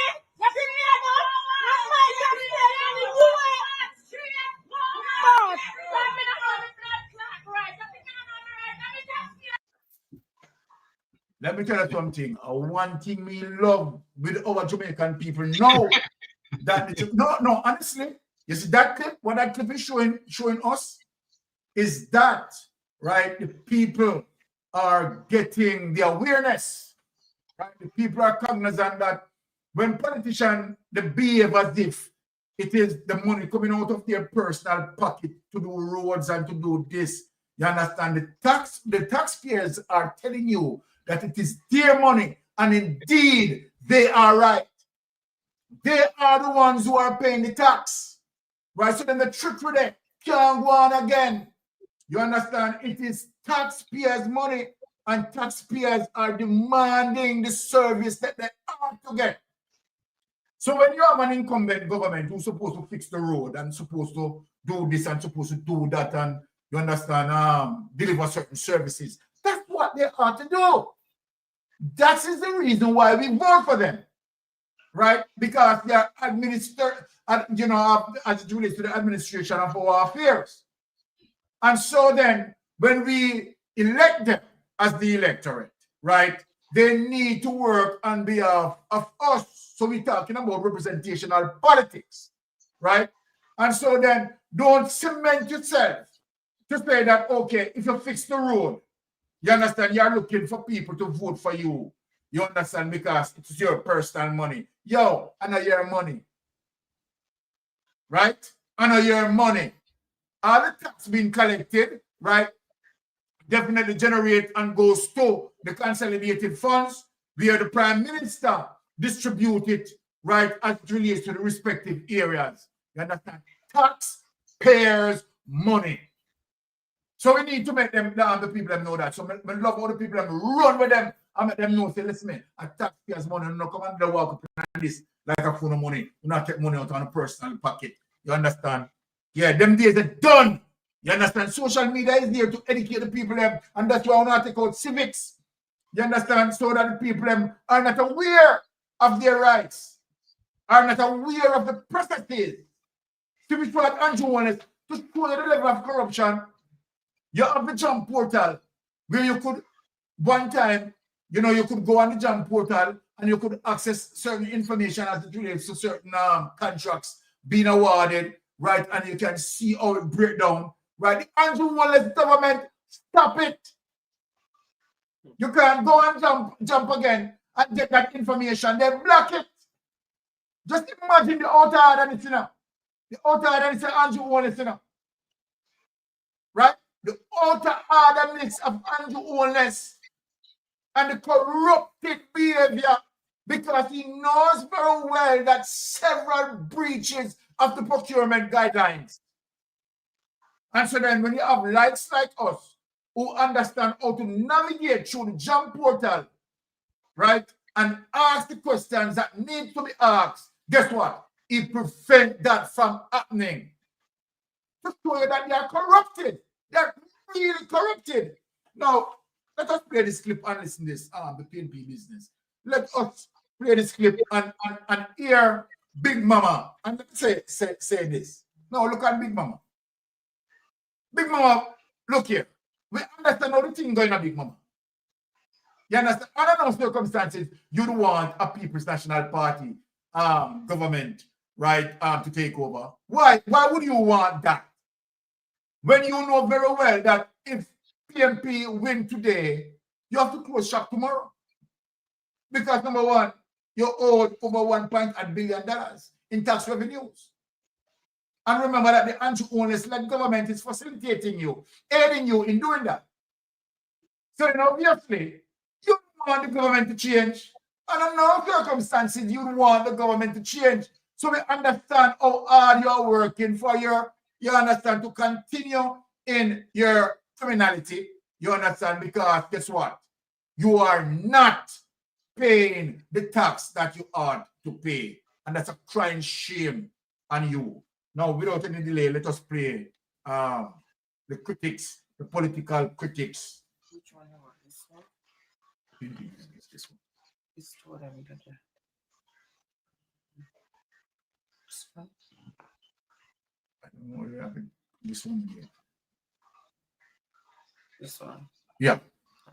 Sorry, I'm asking. No, not that one. Not that one. Sir Byron, I wanted to say something about the polls. Just hold on a minute. Hold on a minute. Pastor. Right.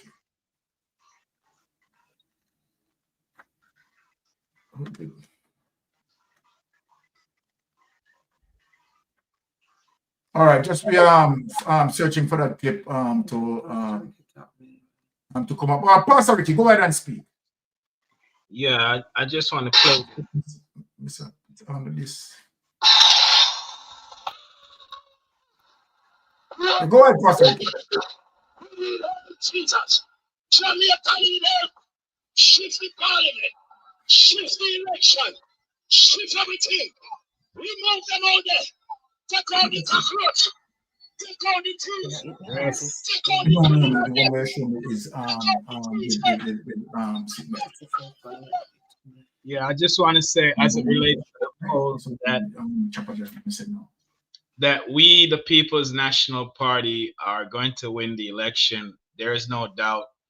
The local government election reveals that the sentiments of the people have shifted, and we won the local government election.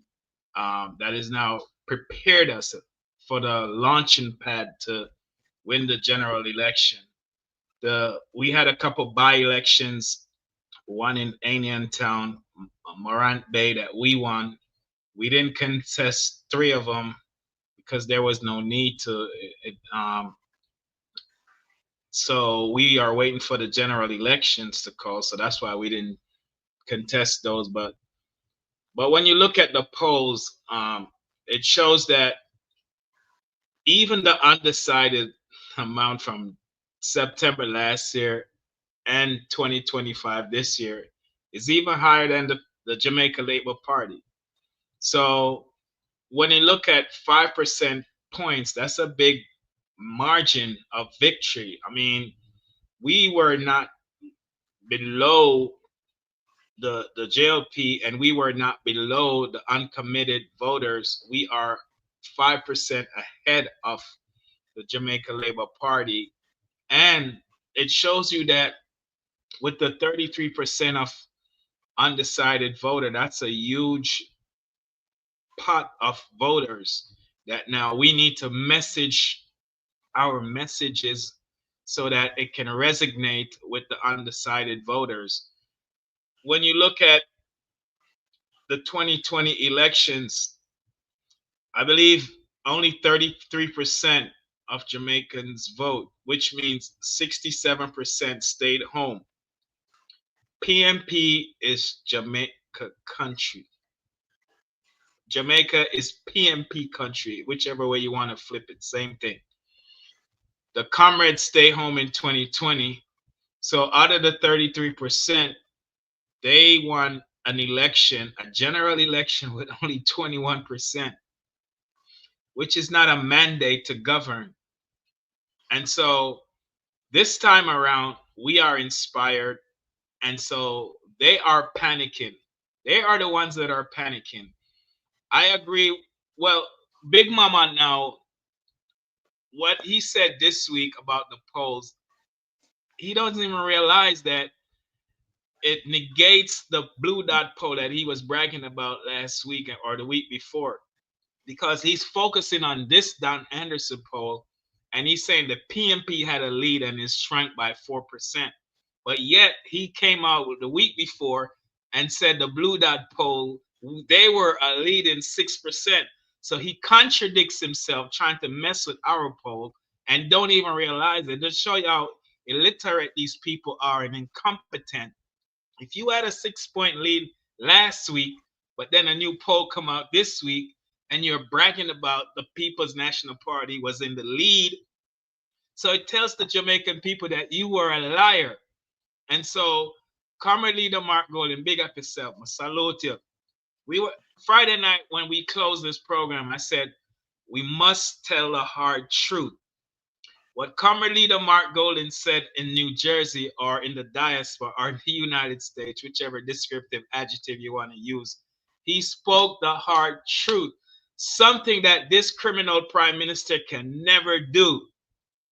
The media is biased. Everybody know that. They don't promote the People's National Party message, agendas. They don't even really want to cover the meetings, the presentations that we have. And so it's a uphill battle when you're going up against an incumbent government who had the reins of government, not for only one term, but for 2 terms. So from day one, that was a fight from current leader Mark Golden was elected party leader. We all know that. And so when he said it's an uphill battle, it's not easy to defeat them, he's telling the truth. They have the money, they have the purse, they specialize in buying votes. The media is on their side because they're censored and they're afraid of lawsuits or getting fired. So what current leader Mark Golden did, he told the hard truth. Nobody wants to hear the hard truth. People want to hear things that appeal to their emotions and their feeling to make them feel good about themselves. Just like preaching the gospel, it's the same thing. You preach the hard truth and people get mad and say, oh, pastor, preach for me. But he spoke the hard truth that we all know. And the Jamaica Labour Party knew it. That's why Montague came out and said, am I beating stick, another perky? Because they know that they have this purse. They know they have the apparatus, the political apparatus, because they are the incumbent government. And so from current leader Mark Golden coming down from 13% down in 2022 in the poll, big up yourself, Gensec, and everybody in the People's National Party, the teams that work to position current leader Mark Golden to be the next prime minister. Coming down from 13%, as Sir Rattigan said, to swing ahead of 9 points, which was a 23% swing in a 2-year period. It shows you that the message of the People's National Party has been resonated.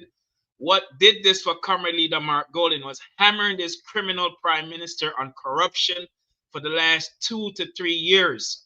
And so that message has wounded the prime minister. Is hurting. He's in a corner bleeding. He's like a dog licking his sores. And his party is the one that's panicking because they have not put all their candidates together. They have divisions, infightings, power struggle, and only thing they're relying on is propaganda.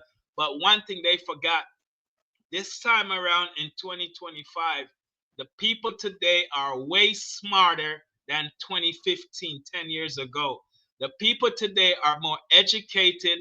The people today are paying closer attention to the issues. And most importantly, the people are hurting more today than ever before.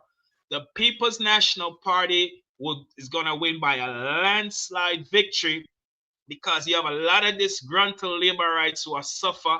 Them are beg them MP money. Them are beg food.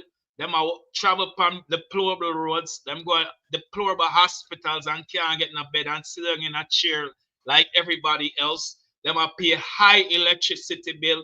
Them not have no water in them pipe like everybody else. So they are struggling, suffering just like everybody else in Jamaica. And when the election, this is why they can't call the election. If they were truly in the lead, they would. The prime minister took an opportunity and used a synthetic virus, COVID, to run for and start the general election in 2020. He was looking for something to position his party to steal the election in 2020. And so COVID was an opportunity for him to do that. This time around, we are visual, we are sober, we are positioned, and nothing is going to, we are united as a party, and nothing is going to stop the People's National Party. The clip you play with them, I run on criminal Vaz out of Portland. That criminal specializes in buying votes. He's the kingpin of buying votes in Jamaica, and buying votes is illegal, it's unconstitutional, and everybody should take out their videos, their cell phone, their cameras, and videotape every time they seems like they're selling or paying people to vote or not to vote. This needs to stop in Jamaica. This is the only way they can even win a seat, is to buy votes, because as criminal Chang said, their message is not resonating with the people. The people have lost trust and confidence in a corrupt, criminal-minded, a criminal enterprise of the Jamaica organized transnational money laundering, drug trafficking, gun trafficking, pathological lying party. Nobody's going to vote for them except they're die-hearted, which is less than 21%. I doubt if they will get 20% this time around. And one last point. If we were coming from 13 points down, as Sir Rattigan pointed out, and now we are 35.3%, that's some 35.4%. That's something to celebrate. So comrades, be encouraged. Let not your heart be troubled. All the workers, the warriors, the runners, the scrutineers, indoor and outdoor worker, PD cluster managers, it's time to knock on doors. Get numerated by March 31st, which is a couple of days from now, which is the deadline. Get as much people to the polls. We are on our way to victory. And when these criminals, 8 of them that the IC already identified in the IC report of 8 criminals in the parliament and the rest of criminals behind them, we are going to liberate and emancipate Jamaica from corruption and criminality in the government and restore trust and restore confidence back to the people and build back hope and rebuild the economy back for the people of Jamaica and stabilize cost of living, bring and the US dollar be stable against the US dollar, the Canadian dollar, and the British pound, so that Jamaica farmers can cultivate again, export again, reopen the factories again.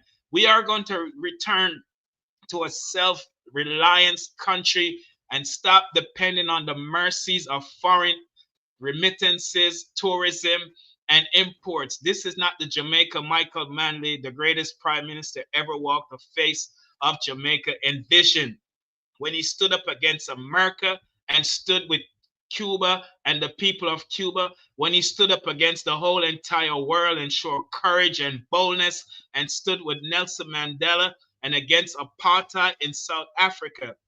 We are coming back to the glorious days when we will walk on our feet and not crawl on our knees and be at the mercies of the International Monetary Fund, the World Bank, the Inter-America Development Bank, the Caribbean Bank. We are going to grow Jamaica from the bottom up, not from the top up, those who are filling their crowd. Those days will be over after the general election. Back over to you, Sir Byron. Okay, all right. Thank you for that information there. All right, let us go to the critiques, and this is it, Jamaica. Let me say this. When you have, people like these who know the truth and know very well that this administration is a kleptocratic government, know very well that here you have. Now, when I say that Andrew Holness is just bare-faced, dry-eyed, and bare-faced. Now, let me go into it. A prime minister that knowing very well that he cannot explain his wealth. Think of that, people. Think of that, Jamaica. Worldwide. Think of that. The prime minister knows very well he cannot explain his wealth. The prime minister knows very well that he's a part of an entity, a criminal entity, a Ponzi scheme that his government tried to legitimize on the stock market, Jamaica Stock Exchange. Try to legitimize it. The prime minister who knew very well that this same entity was flagged by the People's National Party. The prime minister who knew very well that this entity was stealing people's money. The prime minister who is getting money out of this entity. Out of this entity. Knowing to the fact that this entity was doing any form of trading. But yet the prime minister was able, let me say this, Jamaica, and I'm going to say this loud and clear. We have two persons that really and truly cannot explain their wealth right, in a very, I would say, reasonable way in terms of what they had accomplished out of the boundaries of their income. We have seen Michael Leachin, who have a similar problem. We have seen Andrew Holness, who has a similar problem. So when we look at that, we have seen the banking system, that money, that laundering Ponzi scheme accounts throughout their system. Now let us look at this. The Prime Minister had gotten money out of SSL into an account that the Prime Minister took out 10 years prior to that money going to there. And the Prime Minister used $0 in taking out that account.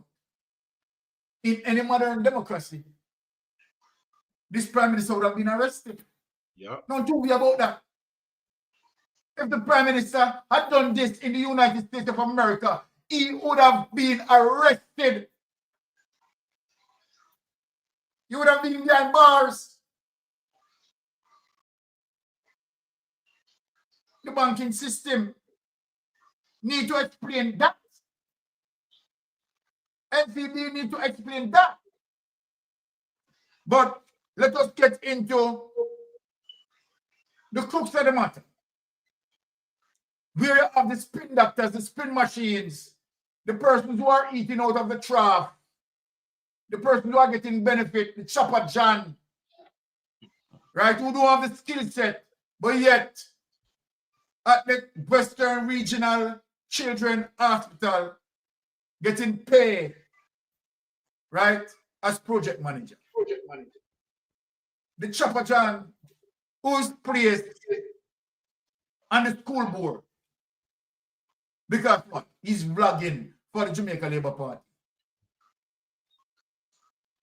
So what is the benefit that Chopper John is giving to the Jamaican people? Nothing more than facilitating a criminal network. That's what Chopper John is doing, facilitating a criminal network. Yeah. And also, Big Mama, facilitating a criminal network. They all know that the Jamaica Labour Party is a criminal network. Now let us go into this.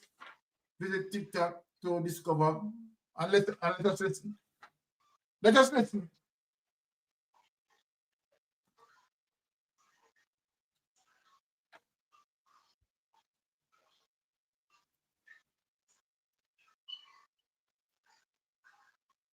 Let us look at this. These are some of the things that we need to do in the spirit of the liberators in this room. Mark Golding there, PNP president, you know? Please Where to start? Start with the media first. Mark Golding says the media has been bought out by the GLP. Lie! Lie! And boy, then, when I tell you that, you see them, you're dry, you see? It's why you call it dry, you're lie. It's a serious charge, you know. And I think, you know, it would be necessary for the current leader to tell the country which media has been bought out by the government. Stop this piece of, very serious. Stop this piece of garbage. Yeah, send him outside, man. Desperate. Stop this piece of garbage. Now, I am going to remind this piece of garbage. So he's talking about what Mark Golding said about the media, which in terms of what Mark Golding said about the media, right? Mark Golding is not telling a lie. Right. Right? Because really and truly, the media, the mainstream media hardly highlight Mark Golding. No matter what Mark Golding is doing, right, in terms of being positive, the media hardly highlight Mark Golding. And the whole world knows that's true that. So did Mark Golding say anything wrong? No. But watch this. That's why I want to take on Davis tonight. You know? And here he is now criticizing Mark Golding, right? To even want to say that Mark Golding had done something very serious. But let us look at the next clip that I'm going to play. And I want to ask Mr. Davis, and I want to ask Big Mama. When we finish this clip, I want Melting Pot to respond to this. You know? So I'm starting up Melting Pot. I am going to ask Big Mama and Mr. Davis what they have to say about this person. Without any delay, play the next. I want to ask Big Mama and Mr. Davis what they have to say about this person here. Because you just add for Mark Golding.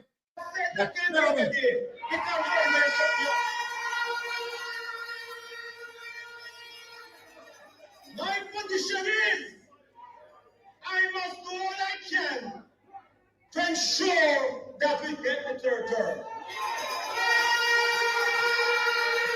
And this is why I want to speak early before the Prime Minister gets here.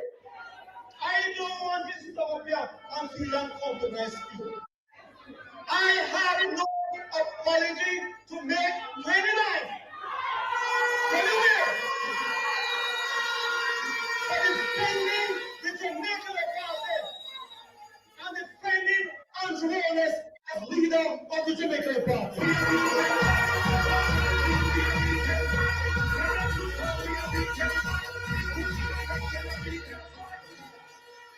So I'm saying again over the last week that the agenda of the Cleaner Company and RGR is to get rid of our progress and their party. They attacked Seattle. They attacked Bruce Gordon. Not them down for natural this. Look who's talking. Right. We defend our leader at our cost. Even defend Holness to death.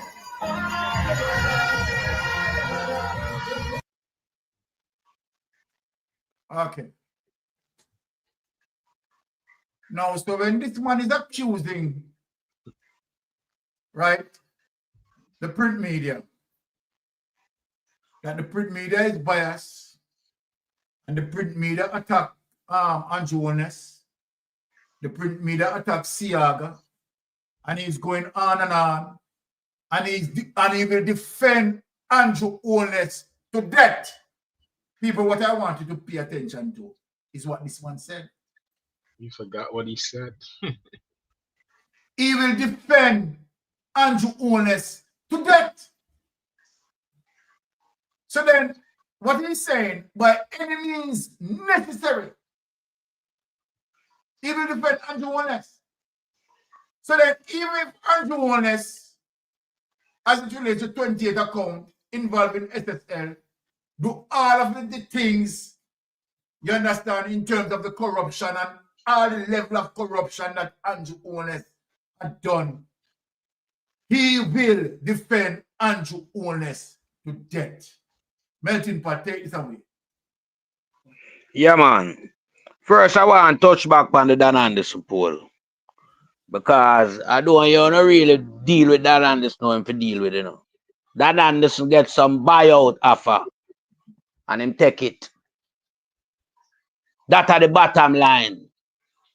The PSOJ get to Dan Anderson. And if you notice, them give him a poll for conduct, a fictitious poll about IC. You understand? When IC now have nothing to do with a general election or how the country run in terms of politician. So we know the PSOJ them get to Dan Anderson. Because remember, you know, now the history of Jamaica election, you know, we have two pollsters. Dr. Carlstone, rest in peace. And this nastiness, you know, than this. Because I not big him up, you know, him a sell out. Me melting pot say that. Them get to him. You see him do? Just look on all this, you know. When it comes to the undecided, you know. In a 2024, the undecided are 30.5, you know. But in a 2025, the undecided gone up to 33.9. That understand what you think you can fool around us, so. Man, go one side, man. At time you be patriotic to Jamaica. If you're a pollster, be a pollster. And don't be a prankster. You're a prankster. Me melting pot are diving at you tonight, you know. With a harpoon. The man them get to you. And you take a piece of money. And start do some Anansi cobweb story with the poll. Win a business where you want to put out Dan Anderson. The People's National Party is way ahead. More than even the percentage point where you have polled recently. The People's National Party is double digit ahead. Me not ask. I tell. Because you cannot have people that suffer the way they must suffer. The high level of state killing. Everything that's bad. The $3 trillion gone missing. The high level of corruption with the SSL saga with the Prime Minister involved up to him neck. The whole heap of money missing from the various ministry. Yeah. Accounting to $3 trillion. But yet still undecided move. 3.4%. Increased by 3.4% when the whole of them the people are supposed to go to the People's National Party, the opposition. Remember, I went on an undecided government, you know. There is no such government in a parliament when you're undecided. So get that now your ticket Dan Anderson. Because the whole of them love bribe and corruption money, you know. Because remember, you know, you want your payday, you know, so when you retire, you can enjoy the comfort at the sunset. You understand? And we know these things. Because the whole of them feed for the people at Jamaica and coming like parasite. You feed for Jamaican people and easily bought. You backramasa. You understand? So them numbers that we done on this come with. Comrade. You don't even get flashed down on the head. Because I was showing you the narrative now. As soon as Dan Anderson run out with that poll, you know. You notice where I come out of the nasty thinking dirty radio station where Big Mama run. We run by the state and operate by the state. That Mark Golden and the PMP are panic. Because when Dan Anderson do it right, you know. Dan Anderson change the number of them and bring them closer and try to get Andrew Holness and the Labour Party the option to thief the general election. We not stand up for that. We are make sure tell you Dan Anderson. We know what you're up to. So don't come in that space right now. Go sit down. We don't want no more poll. Go right pan Big Mama poll. Because you want piece of shit, Dan Anderson. And we have to tell you as it is, you know. We don't play with people around here, so. I mean, you're melting pot, and when we get hot, I'm mad. Me not chat garbage. Me know what you up to. Because you're a little snake on the grass, you know, Dan Anderson. Remember, you're a pollster, you know. We don't know if you have nothing else in your career. You're just a pollster. And you do anything for one piece of butter. Because them boy are bringing the cocaine, you know. To use the cocaine money, you know. As the money will run the election. That's why the Prime Minister can't come out and talk nothing about cocaine we're coming in country. We take over in country. Because we know not up to from a long time. You understand? So we don't have the whole of them money. So you get a piece out title than on this. You piece of shit, you. You get a piece out title. Done? And you come and fix up the polls number them. Eh? You can't see a party move by 13.3% and reach up there. So, but all of a sudden, coming up to the election, them a shrink. Dan Anderson, go one side, man. And don't come around us with nothing. Where you feel like you can't come short. I want to you. Understand yourself. I know it's a critical thing around here. A party can't move from 13.3%. and climb all the way up to 39. And coming up to the general election, them a shrink, and nothing change in the country. Eh? The only thing Mr. change in the country, the police them a kill off the youth them more now. And I run competition with the hardcore criminal them. And that me say, you know. That alone happened to Jamaica in 2025, you know. A BAPR. Yeah. So when the nastiness now draws David, big dirty sour draws Davis, come out and I come talk about Mark Golden and the PMP, them a panic. Because them know what them a do. You notice them a react to the poll, you know. Because them know what them do. And you what them do now for kind of take away, you know, the feature from your eyes. Get on this little gimmick poll for go conduct for IC. Eh? If you conduct poll with IC, you have CTAC, MOCA, and all of them crime fighting agencies there. Yeah? But if you deal with politician and party, a two leader, one for the ruling party and one for the opposition. So if you ask the question about Mark Golden and nasty thinking dirty Andrew Holness as to which one have more credibility and which one you can trust, which one of them are the better leader to carry Jamaica further into the 21st century. And them poll there, and them headline that the poll fair read. Don't more I see. You piece of shit, yo. How you think you can come around us come fool? Man, go one side, man. Yeah, and as it relates to where them the garbage there in a Big Mama Atria come out with now.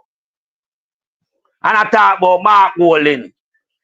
I said this and that about them and media. Of course, when I buy out the media, we know that long time. When I buy them out, that's why them coming like them under some dog muzzle, you know.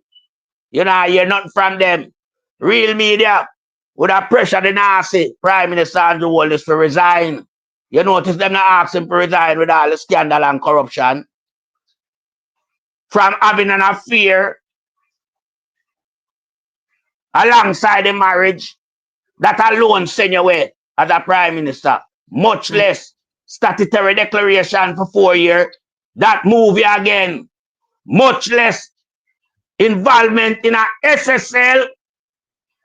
Hey, I want to the media in Jamaica. The government and social media run Jamaica now. We don't want you not from one down there. Our social media run the place. And we have Jamaica best interest at our heart.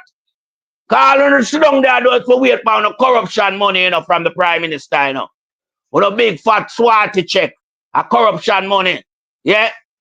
Drugs money when I collect down there. Nasty media.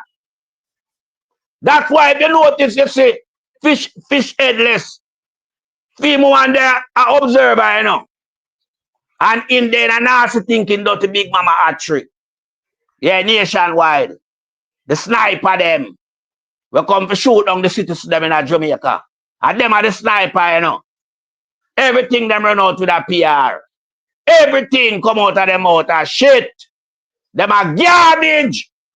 I be a wannabe man in a them the place there. None of them are a man.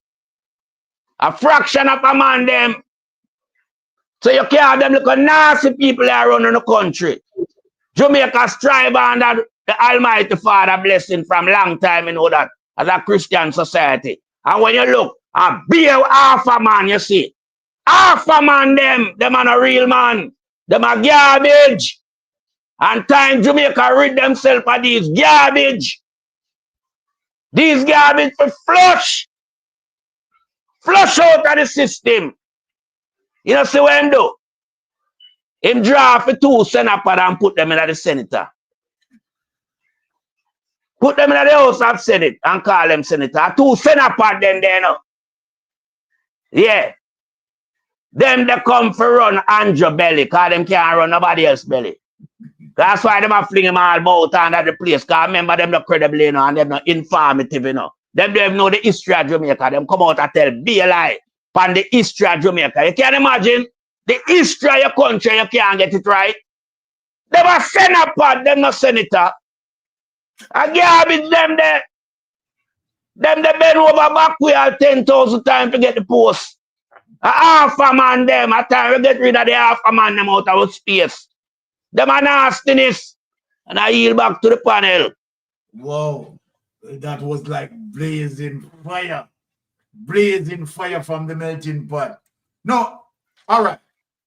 In terms of what melting pot just said, right? And he has spoken about history as it relates to, you know, who he call Senapod, right? Because they lost their history. But I want to play to Jamaica how you have this particular person as it relates to the GLP spin machine. Want to discredit Michael Manley, right? It's a national disgrace. And you don't have anyone speaking to this man and say, no, what you are saying is wrong. The things that you are saying about Michael Manley is wrong. And I take it very personal as a Manleyites tonight. Right? Very, very personal as a Manleyites tonight. In terms of knowing what Michael Manley had done. And the world recognized Michael Manley. And this person, right, who lacked education, this person who taken at the charge as it relates to corruption, right? So people, I'm going to play it and make you hear it.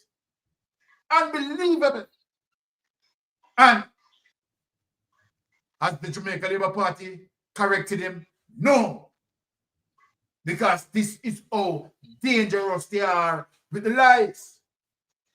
Now, before I get into that, let me ask, Brother Rattigan, right? Do you have anything to say? You understand, before I get to this, right? Because I don't want to keep that cool, you know. Right? No, so, man, right, play it, man. Okay, all right, very good. And it, people, Jamaican people, it hurt my heart. Honestly.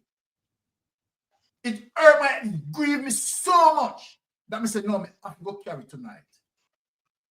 I have to go carry tonight. No, let us lift up the script. PNP cannot be trusted to manage Jamaica. Listen to this. Listen to this, people. Listen to the heathen.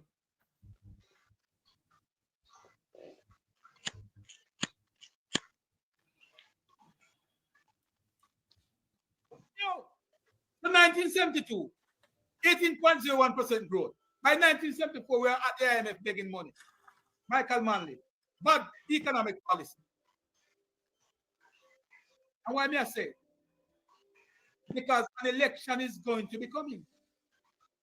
And this country is going to be at a level where it has high economic growth. It might not be at 18.01, Dr. Clark. I don't know if you can prove me wrong, but I'd love for you to prove me wrong. It might not be at 18.01%, but I'm certain that there's going to be some economic growth. It was reminded that every single time that the PNP won an election in Jamaica, they got a growing economy. And they have never, ever, ever been able to continue.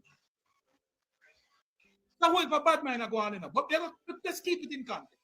So 1972, 18.01%. By 1974, we broke.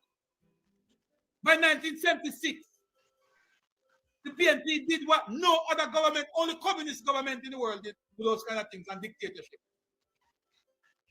Call a state of emergency and lock up the opponent and call a general election. The only communist country does that. Declare a public state of emergency, lock up its opponent, and call an election. Enough people like that. Wolf for Jamaica. You know what they did? They lock up all party workers for the GLP back in 1976. And by 5 o'clock, by 5 or 6 o'clock when the poll closed, they released them. No charge. No charge. So all of the PD worker, PD captain, and community leaders who were organizing and mobilizing to the party, lock up on them, put them in a jail. And by 6 o'clock when the poll closed, they released them, no charge. That was the PNP for you in 1976. That's the PNP for you in 1976. That's how they won the 1976 election. Take this garbage away. And they continue Take this old garbage away. Don't want to hear nothing. Glad his name went to the FBI for threatening U.S. residents. No, Them lock him up deal with him. Because, you see the brother, yeah, to be honest, and this is the reason why he has been placed at the Western Regional Children Hospital, you understand, as a project manager. We all know that, you understand, he has just experience in culinary. But that is beside the point in terms of what he's saying there now. But the accusation against Michael Manley, saying that Michael Manley locked up his political opponent, oh my God, man. That is off the radar, my brother. That is off the radar for you to be saying that. Which history book you have read that would have told you that? So for you to make up something so egregious, right? Speaking against someone who loves black people, someone who fight the fight, someone who go against Edward Siaga, who work in tandem with the CIA. Never had the evidence tonight, you know. I never deal with you, you know. Edward Siaga, the same thing that you're talking about. Edward Siaga work in tandem with the CIA to damage democratic socialism. And see how you come now on social media try to spin that. The very same era that you're making reference to, you didn't even realize, even research your true history to know that during the 80s, Edward Siaga, as a result of what he had done and the violence that Michael Manley tried to stop, it was in the era where they had burned down the Eden-Tide home. You know that? And killed over 150 elderly women. But before I go into the truth, and I'm going to bring up the document, the word document, documented by external entities, you know, not Jamaican people, you know, who is speaking about Michael Manley and why Michael Manley have to impose, right, of course, the emergency at the time. Why Michael Manley have to impose, and what you said as it relates to Michael Manley locking up his political opponent. Well, we are going to show you that for the violence, both PNP persons and GLP persons who were violating were arrested. What Michael Manley wanted to do was to tone down the violence, the political violence that Siaga orchestrated. That Siaga brought in guns, several guns, and distributed it. What sort of issue that you are telling the Jamaican people and telling Jamaican people lie on Michael Manley? Now I'm going to show you the history. I am going to show you the record, Chopper John. Now, without any delay, let me give you the true reason of how people recognize Michael Manley. You're out of order. I'm not lying, you're out of order. You're out of your league, my brother. Now, let us first, before we bring up the evidence, let me show you the respect. You understand? As a matter of fact, even Andrew Wallace, you understand, will speak as it relates to Michael Manley in terms of the good deeds that Michael Manley had done. Right? I don't think, to be honest, remember, I know, bash Andrew Wallace, you know. I don't think Andrew Wallace would have said something like this, you know. But when I'm telling you, as it relates to what you have done, you pass your limit, my brother. Yeah. And you know, Andrew Wallace, if you correct you need some discipline. You need to be corrected. You're out and you're bright. Now, let me show you this. Champion of the poor. Listen to this, Chopper John. United States, UK, what is this man? You're out and bright.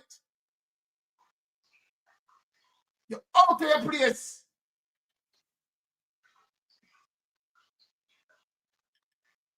that is closest to my heart. Housing.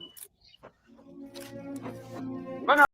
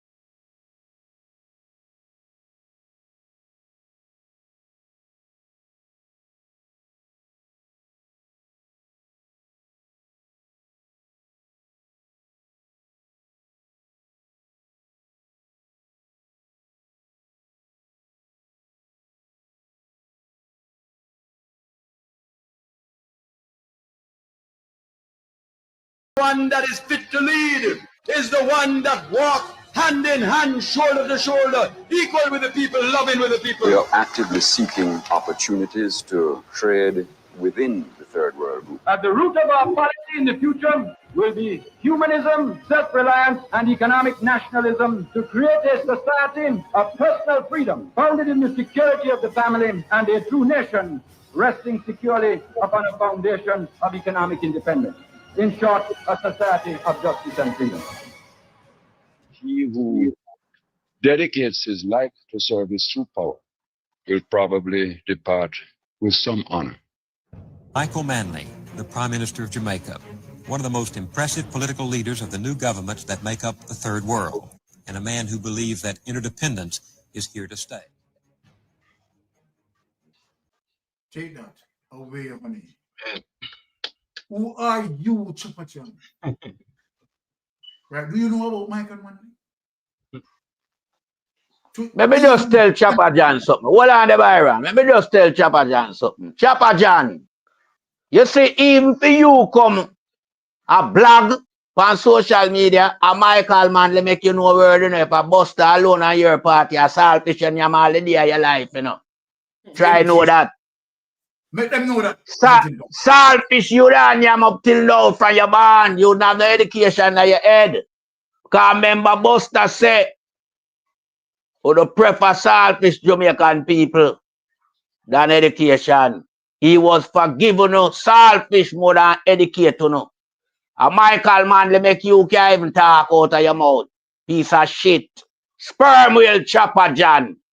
Blaggers Chopper John. Come off of social media and go learn your history. And stop come manipulate the space. And manipulate social media space, you know. Because you're germs, you know. Because your portfolio don't give you no right to even talk to nobody, you know. Because members say you're not truthful. Member PR you do for sell. To keep Andrew Holness for rob the country. So that you can benefit and proceed with a little idiot contract them where you get where you don't have no qualification for them to go score the pot them in the restaurant up in America, man. You piece of nastiness, yo. Alright. I'm moving to all my Dutch pot to score, you know. Because you can't even score a pot good. You know nobody. Alright. Continue, Byron. Alright. So what we are going to do as it relates to what he spoke about in terms of Michael Manley talking about the state of emergency, you understand, and lock up the Jamaica Labour Party people, you understand? This is vicious. Now we are going to show you, right, all the activities that have taken place during that time, right? That is well documented. You didn't do this research, Chopper John. You didn't do this research. So let us show you what had taken place. And I want you to understand what Michael Manley had done. You understand, to quell the violence that Edward Siaga, Chopper John, Edward Siaga had caused. Edward Siaga had propagandized that Michael Manley was going communist. Edward Siaga allowed several guns to come in and kill off the youth. And as a result of that, we have Eden Tide Home burned down by the Jamaican Labour Party. With a special gel. Again, Chopper John, if you never know, go and read your history. I'm not even going to educate you. Did you know, Chopper John, that it is Edward Siaga stopped the court proceedings in terms of the investigation into the query into why 150 53 ladies were sent to them. It was Edward. Do you know that, Chopper John? The Jamaican Labour Party, who had sent 150 every woman to their fiery grave. Do you know it's Edward Siaga stopped the court proceedings? Go and research it, Chopper John. It is Edward Siaga stopped the court proceedings because he didn't want justice to be done. So let me just get into the history right away. Jamaica emergency rule reduces. Let us get into that.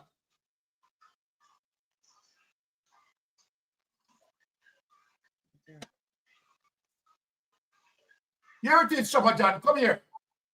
Jamaica's emergency rule reduces political violence. Did you know that it was documented, Chopper John, what you're talking about? Eh? You're on social media. This is original. Recorded and documented. Right? Now see the article in its original context from July 16, 1976. The era that you are talking about. There is evidence, and we are going to read in the highlight of the evidence about the archive. This is a digitized version of an article from the Times print archive before the start of the online publication in 1996. Now, Kingston, Jamaica's stringent emergency rule by the leftist government here has kept the peace between violent political factions for a month now. But the disorder still threatens this Caribbean island 90 miles south of Cuba. Listen, Chopper John. The government of Prime Minister Michael Manley has charged that Jamaica is being destabilized by foreign and domestic conspirators as it relates to Edward Siaga working with them. Let me read back that over to you, Chopper John. The government of the Prime Minister Michael Manley has charged that Jamaica is being destabilized by foreign and domestic conspirators. The opposition Labour Party counters that the government is using its sweeping police powers to intimidate critics as national elections approach. The lie that Jamaica Labour Party has been telling, and even know that this is the way how Jamaica Labour Party is. You understand the propaganda? Now, the turmoil is ruining the once flourishing tourist industry and is aggravating the already high 25% unemployment rate. Businessmen fearful of anti-capitalist trend have been smuggling out their assets, draining Jamaica of its monetary reserves. That is what the capitalist is doing as it relates to Jamaica Labour Party linked with the capitalists. 1,000 are in custody. According to official figures, about 1,000 Jamaicans have been taken into custody without charges since the Manley government had the Governor General invoke the emergency on June 19 for 30 days. Right?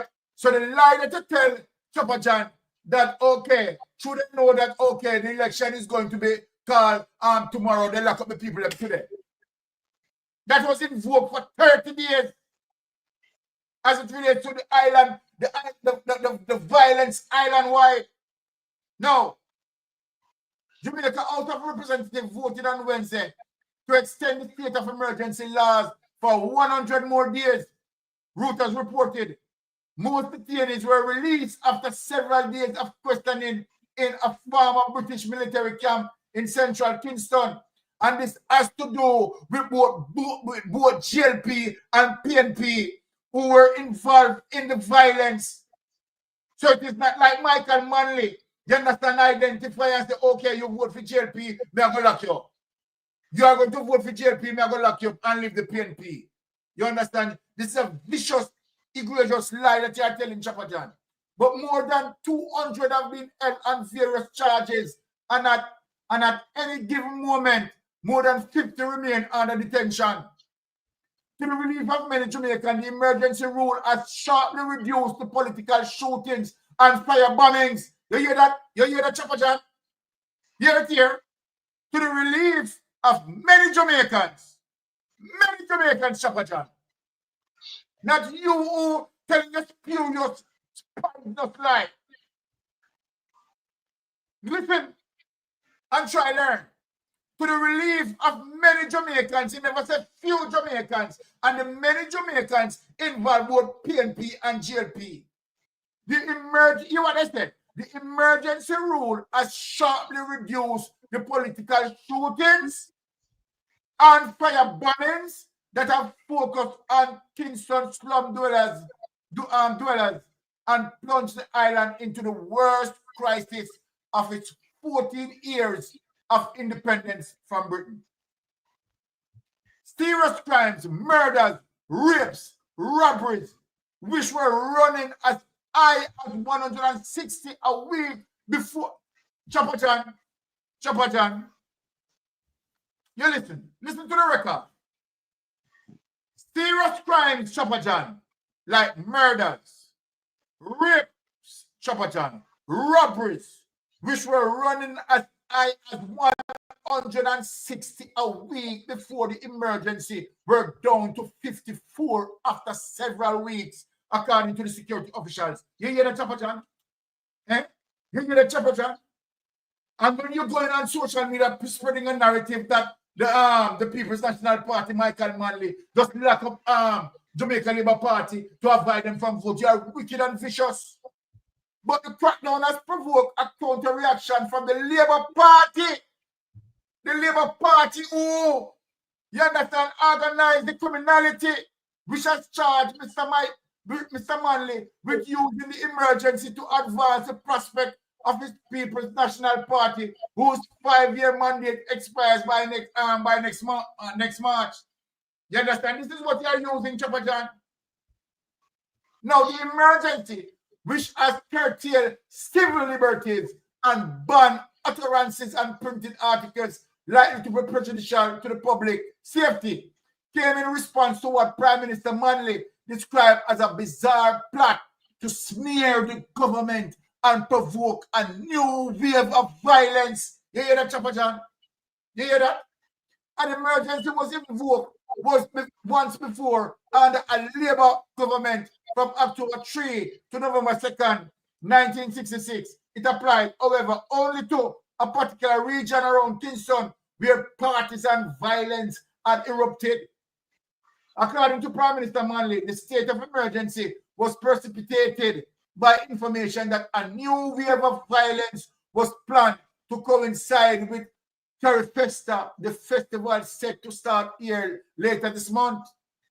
We became aware of a specific development that could only be described as strange in the extreme, he said, alluding to a report that an informant was prepared to denounce right arm of government agency for allegedly distributing guns, presumably from Cuba. Then Mr. Manley said the man retracted his allegations on the propaganda allegations and said he had been forced into trying to embarrass the government. You hear that, Chapa John? You hear that, Chapa John? No, Chapa John. I am going to take this away. Take it away. Take it away. I'm going to show you, Chapa John, something. Now let me show Chapa John something. To show how we do research around here. And I'm going to take the narrative from out of Jamaica.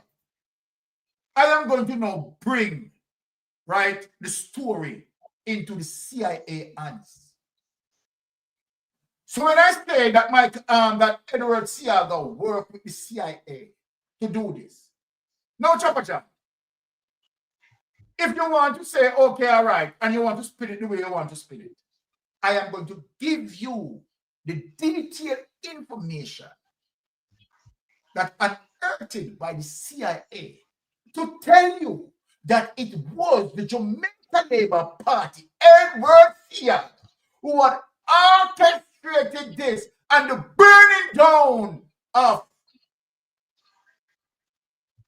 Eventide Home. Eventide Home that killed over 150. So let me take it out of Jamaica, right? Fear that you might want to spin it or anybody want to spin it, and I want you to hear what the CIA and particularly international journalists is saying, so you can't say a lie. We have put it to you tonight.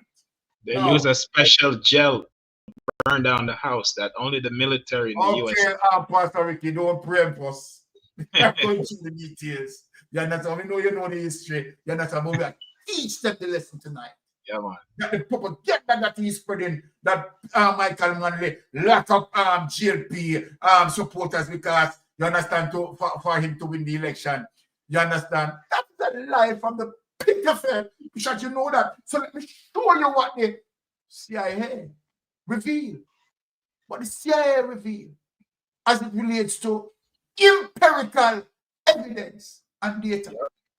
CIA plot in Jamaica, Michael Manley. Bring up that. We are teaching the people tonight how vicious the Jamaican Labour Party is. You think we are playing around here? Say now, why are we taking this risk to anger the United States of America? And the answer is this: we are not angering the United States of America. They are angering themselves. They are not going to tell me what relationship I have with Fidel Castro. We have that friendship with Cuba as part of a world alliance of third world nations that are fighting for justice for poor people in the world. And I tell you as the party leader, as long as this party is in power, we intend to walk through the world on our feet and not on our knees.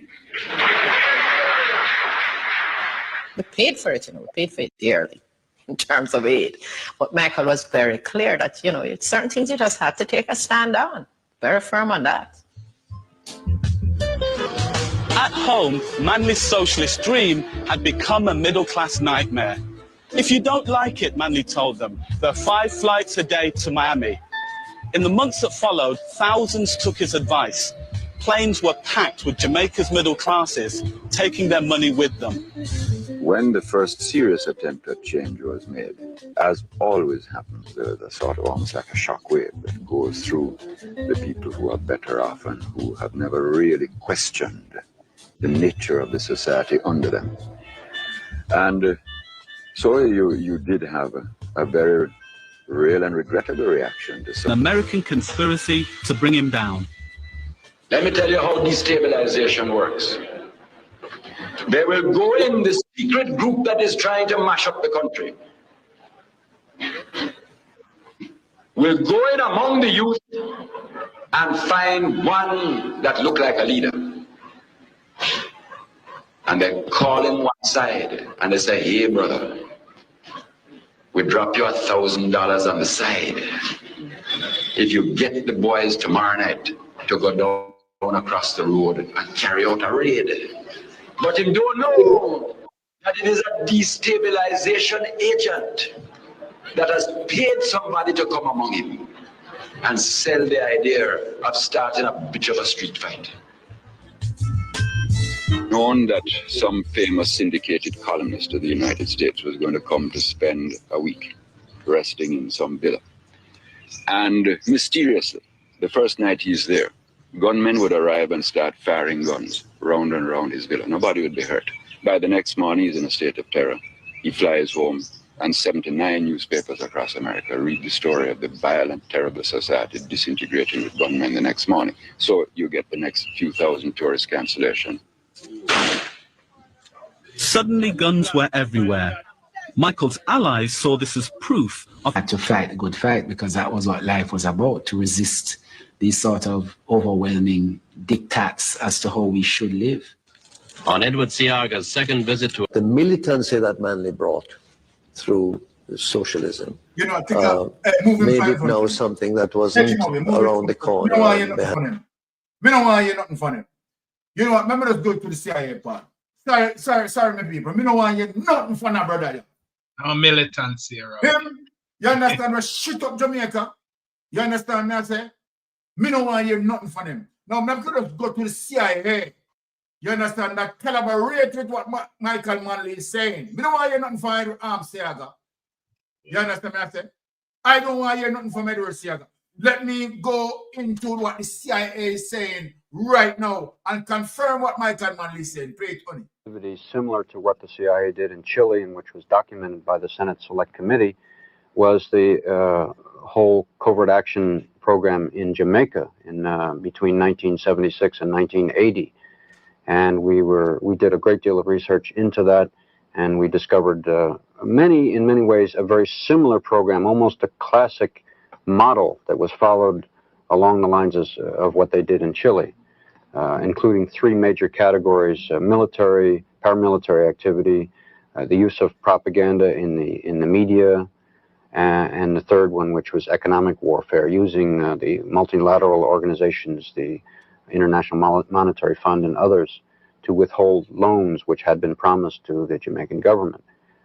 This is one example. What are a couple more of the details of that? You mentioned those first two examples of actual paramilitary activity the CIA was involved in Jamaica.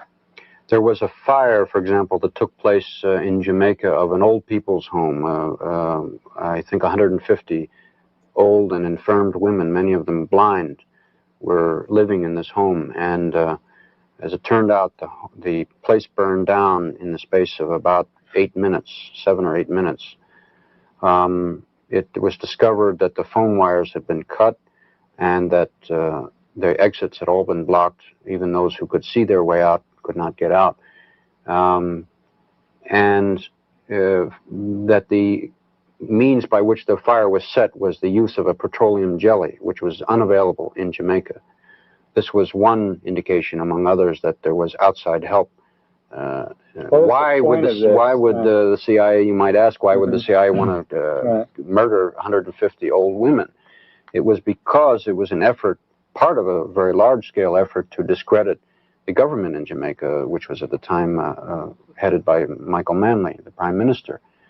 There were images produced of Michael Manley in the media, in the Daily Gleaner, which was the newspaper which the United States, through the CIA, helped to support. And there is a good deal of evidence of that. There were images of Michael Manley showing a death mask. I mean, it was his face which had been somehow made to look like a death mask, although it was pretending to be a photograph of him.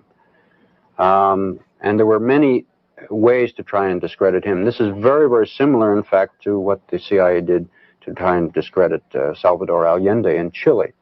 If you remember, Richard Nixon instructed the CIA in a meeting which was in 1970 in the White House, and there was a document in the Senate report which is reprinted, and he said, "Make the economy scream." Those were his words. And that's, of course, what the CIA proceeded to do in Chile, and that's what they also did in Jamaica. They also furnished a lot of munitions and assistance to the terrorist squads that were going around killing people in the cities and also in the countryside in Jamaica as well. That's correct. Well, John, you had a trip down to Jamaica, and you saw a lot of these things about Jamaica with your own eyes, right? Yes, indeed. A very moving, a very interesting trip to me to see a target country at a time in the height of a CIA operation when I was completely outside.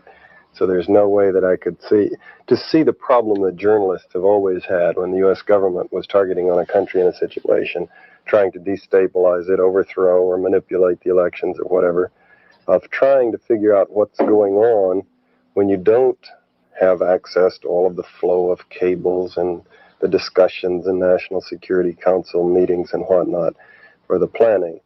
I observed that from published information, the CIA station there was quite large for that size of a country. It was huge, in fact. It was bigger than any station I knew of in Africa, although Jamaica was a fairly small island with 2 million people. that's typical of when the CI is got a big operation going in a place. They beef up the station and beef up the offices back stateside. The tone and flow of articles in the Gleaner was, of course, as Lou says, definitely a chapter out of Chile or a chapter out of the Angolan operation.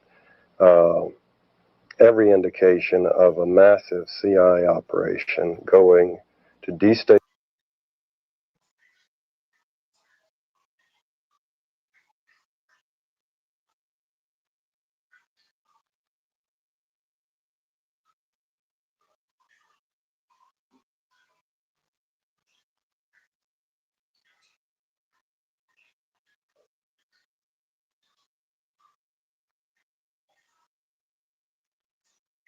Sorry. Yes. So we have heard the situation there, right, as it relates to the evidence that we had shown, right, in terms of Edward Seaga participation working in tandem with the CIA to destabilize, right, Jamaica, right, as it relates to democratic socialism. Now, what one need to understand as it relates to crony capitalism and neocolonialism, right, that, you know, as it relates to the development of Black people and moving forward, right, and where you can see the history shows you that the People's National Party, right, inclined, right, to move, right, poor people forward, to move Jamaica, to build a better nation. But the ulterior motive as it relates to the Jamaica Labour Party that connects with crony capitalism, this is where the problem is. You have seen the history as it relates to where most of them were packing up, right, their assets and leaving the country, right, to destabilize Michael Manley as it relates to democratic socialism. You have seen the plot that Edward Seaga had done, right, and killing over 150 elderly ladies. You cannot get any vicious than this. And so then when you see, right, and related to the Jamaica Labour Party now spinning it, we have the record, we have the history. People of Jamaica, I want you to listen to me tonight and hear what I'm saying. Hear what I'm saying to you, Jamaica, because I love my Jamaican brothers and sisters.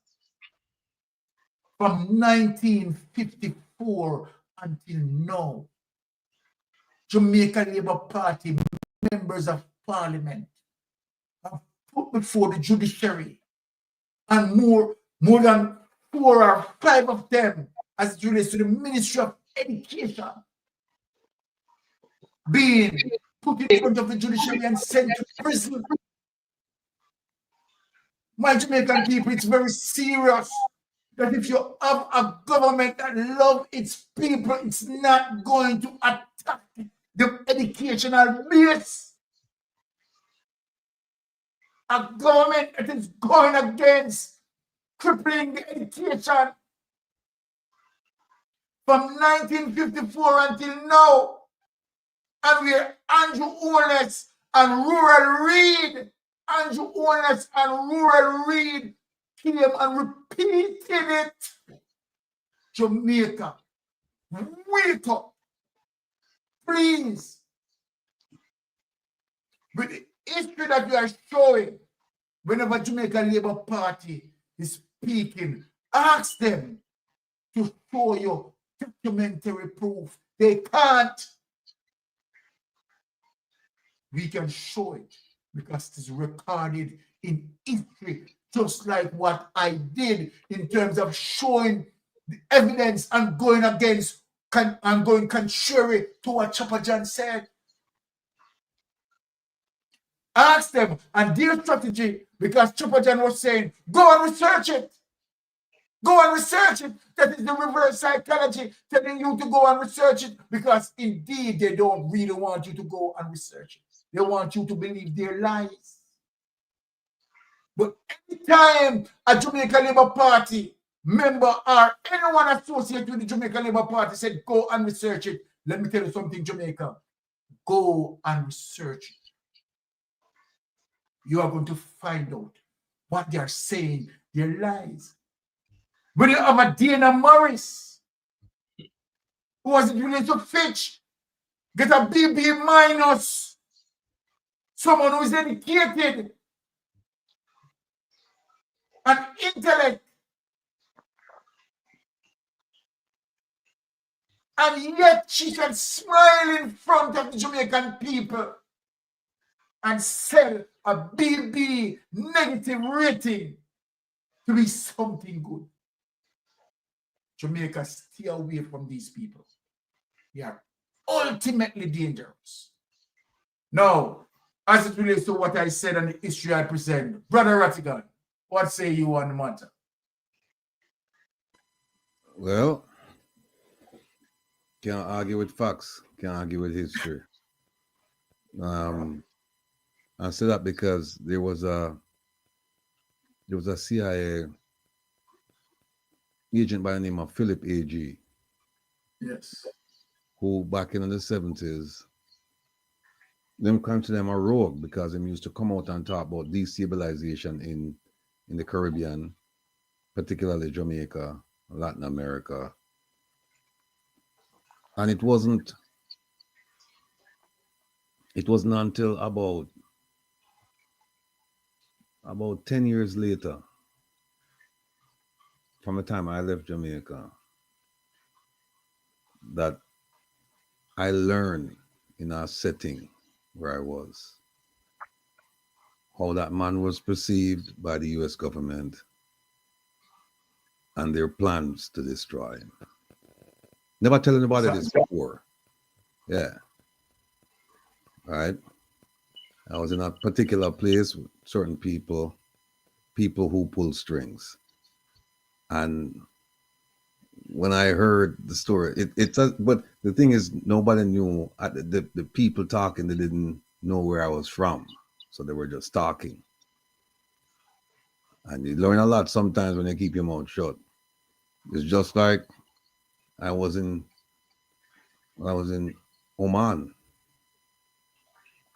and certain people picked me up and they started talking and start hear about Albion Hill.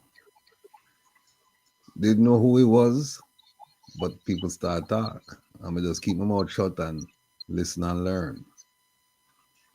So the things that we are put out right now, in time, a lot more will come out because things will get declassified. And people will know the true history of Jamaica, the leaders, the role it played in the international movement, the non-aligned movement. There's a lot more to come out. That's not out there yet. You just touched the tip of the iceberg. Trust me. Wow. I've seen some things where, but like again, sworn to silence and sworn to secrecy. But I've seen some things where people knew about them things. And I didn't learn these things in Jamaica. I learned them here and I learned them overseas. But Jamaica is a blessed country. Jamaica is an influential country. Not anymore. Not anymore, but it can regain its status. But not under this leadership that we have right now. Yes. Not under this leadership. Nobody trusts Jamaica. I mean, look at CARICOM. CARICOM does not trust Jamaica. And for good reason. For very good reason. And the stories about that are going to come out too, as well. It'll come out, and it'll come out in an independent fashion and unbiased fashion. Not hearsay, it'll come out as things happened. Mark my words, it'll come out as things happen. And the Prime Minister and his government, I want them to understand one thing. That, and I learned this the hard way. That there's a group called the Five Eyes. And these 5 countries, they have the closest relationship in terms of geopolitics and counterintelligence. The 5 countries are the US, the UK, Canada, Australia, New Zealand. There's a reason why they call them the Five Eyes. They share information more than amongst themselves than with anybody else. And you see what happened to Canada and the US. You see the ongoing trade war right now. You see what's going on. Yet they were So free. Jamaica should have learned from that and realized that America doesn't have allies. America has interests. And your interest is only as good as your usefulness. There you go, Ratchet. And when you have outlived your usefulness, you will be discarded and treated like anybody else. And they need to realize. And if the US government can get up one day and say, hey, right now we have a levy 25% on Canada and treat Canada as if it's not a partner, it's not a Five Eyes partner. What do you think they might do to Jamaica when the Chinese issue come up? There you go, sir. We're doing a story there, right? We're doing a story there, right? So I'm just sitting back here.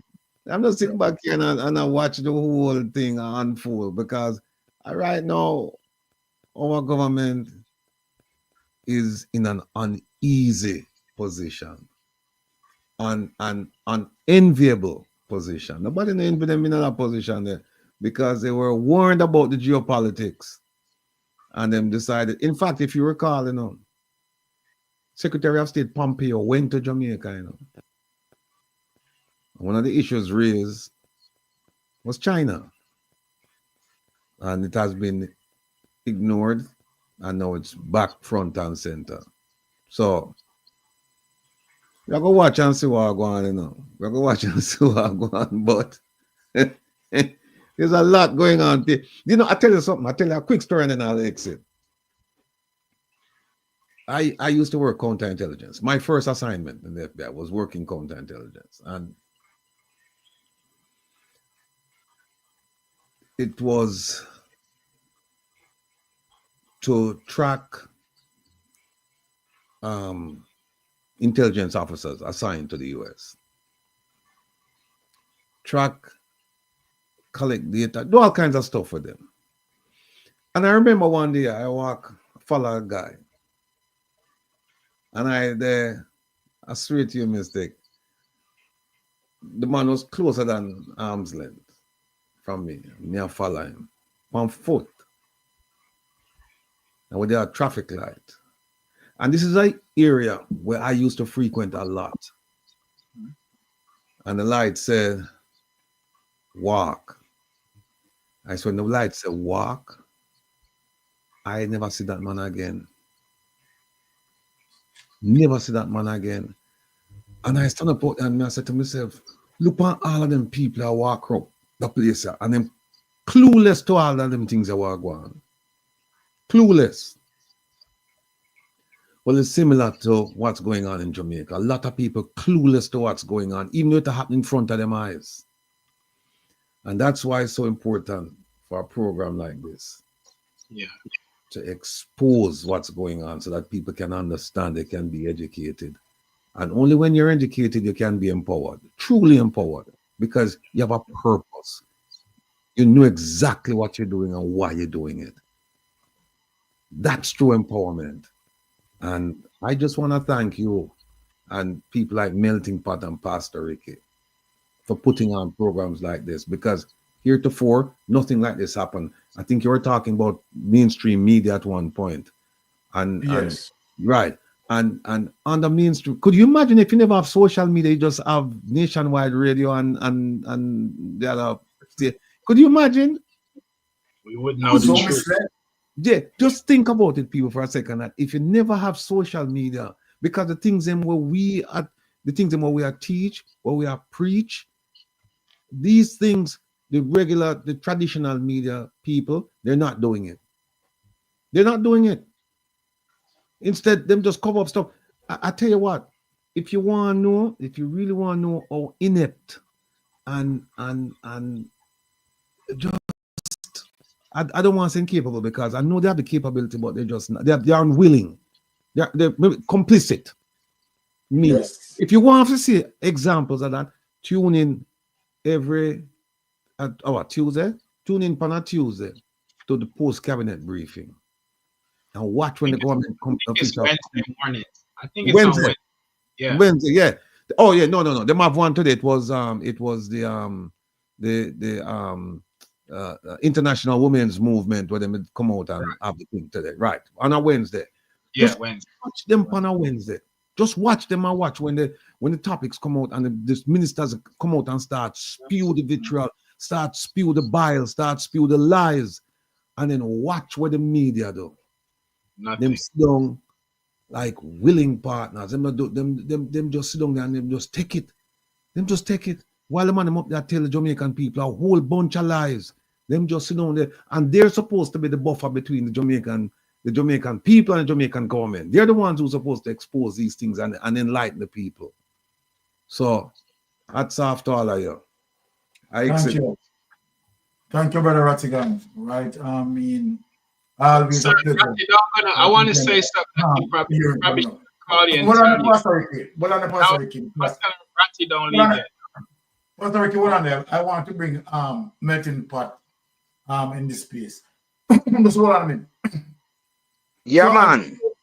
As it relates to what we have unfolded melting pot and see the history, the truthfulness in terms of Michael Manley, such a hero, a man with high esteem, honesty, integrity, right? And I mean, well loved. And we know that Michael Manley had fought tooth and nail as it relates to the upliftment of Black people.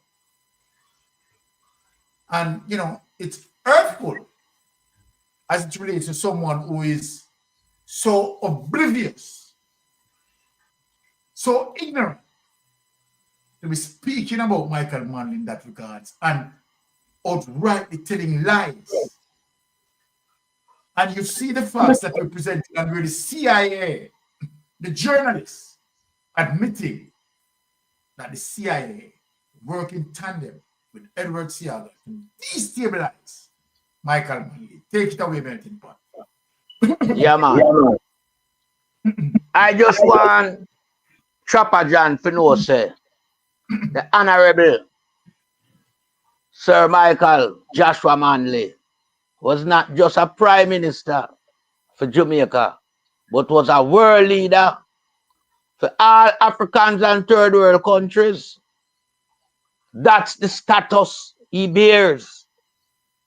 He's a champion of the Black people cause in their struggle for freedom and liberation. So, a little guy like Chopper John, him now have no standing, man. Him now have no credibility. And I think, we just go and educate him. But we not give him no leverage because he don't deserve nothing. That piece of garbage. But let me just say something as to how Jamaica has been as a country and as a nation with its population between 2.5 and 3 million people. Over the years, we have been exploited. And our exploitation has been at the hands of the Jamaica Labour Party. No 2 years about that. Because when you have a Jamaica Labour Party that is affiliated with the CIA agent in America, then it spells trouble in a little third world country like Jamaica. Because Jamaica had what America want. Our backside, our cheap labor,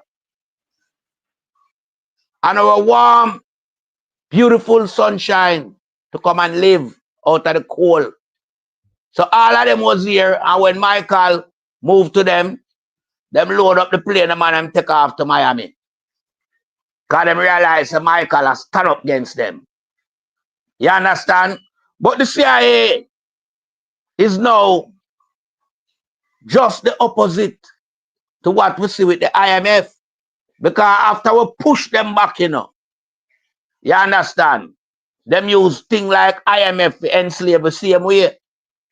That's why you see the Labour Party always a run to them. That's why you see Patterson, they cut off all ties, pay off the loan, and done with the IMF. And as Bruce Golding come in, him run go back there and bankrupt the country. Because them still carry out them panty scheme things. Under the disguise, them use the IMF of the CIA agent in Jamaica to enslave our people with high interest rate and austerity measures. You understand? And this is why them allow the Bruce Golding administration for miss consecutive payment. That was a collusion between the administration and the IMF.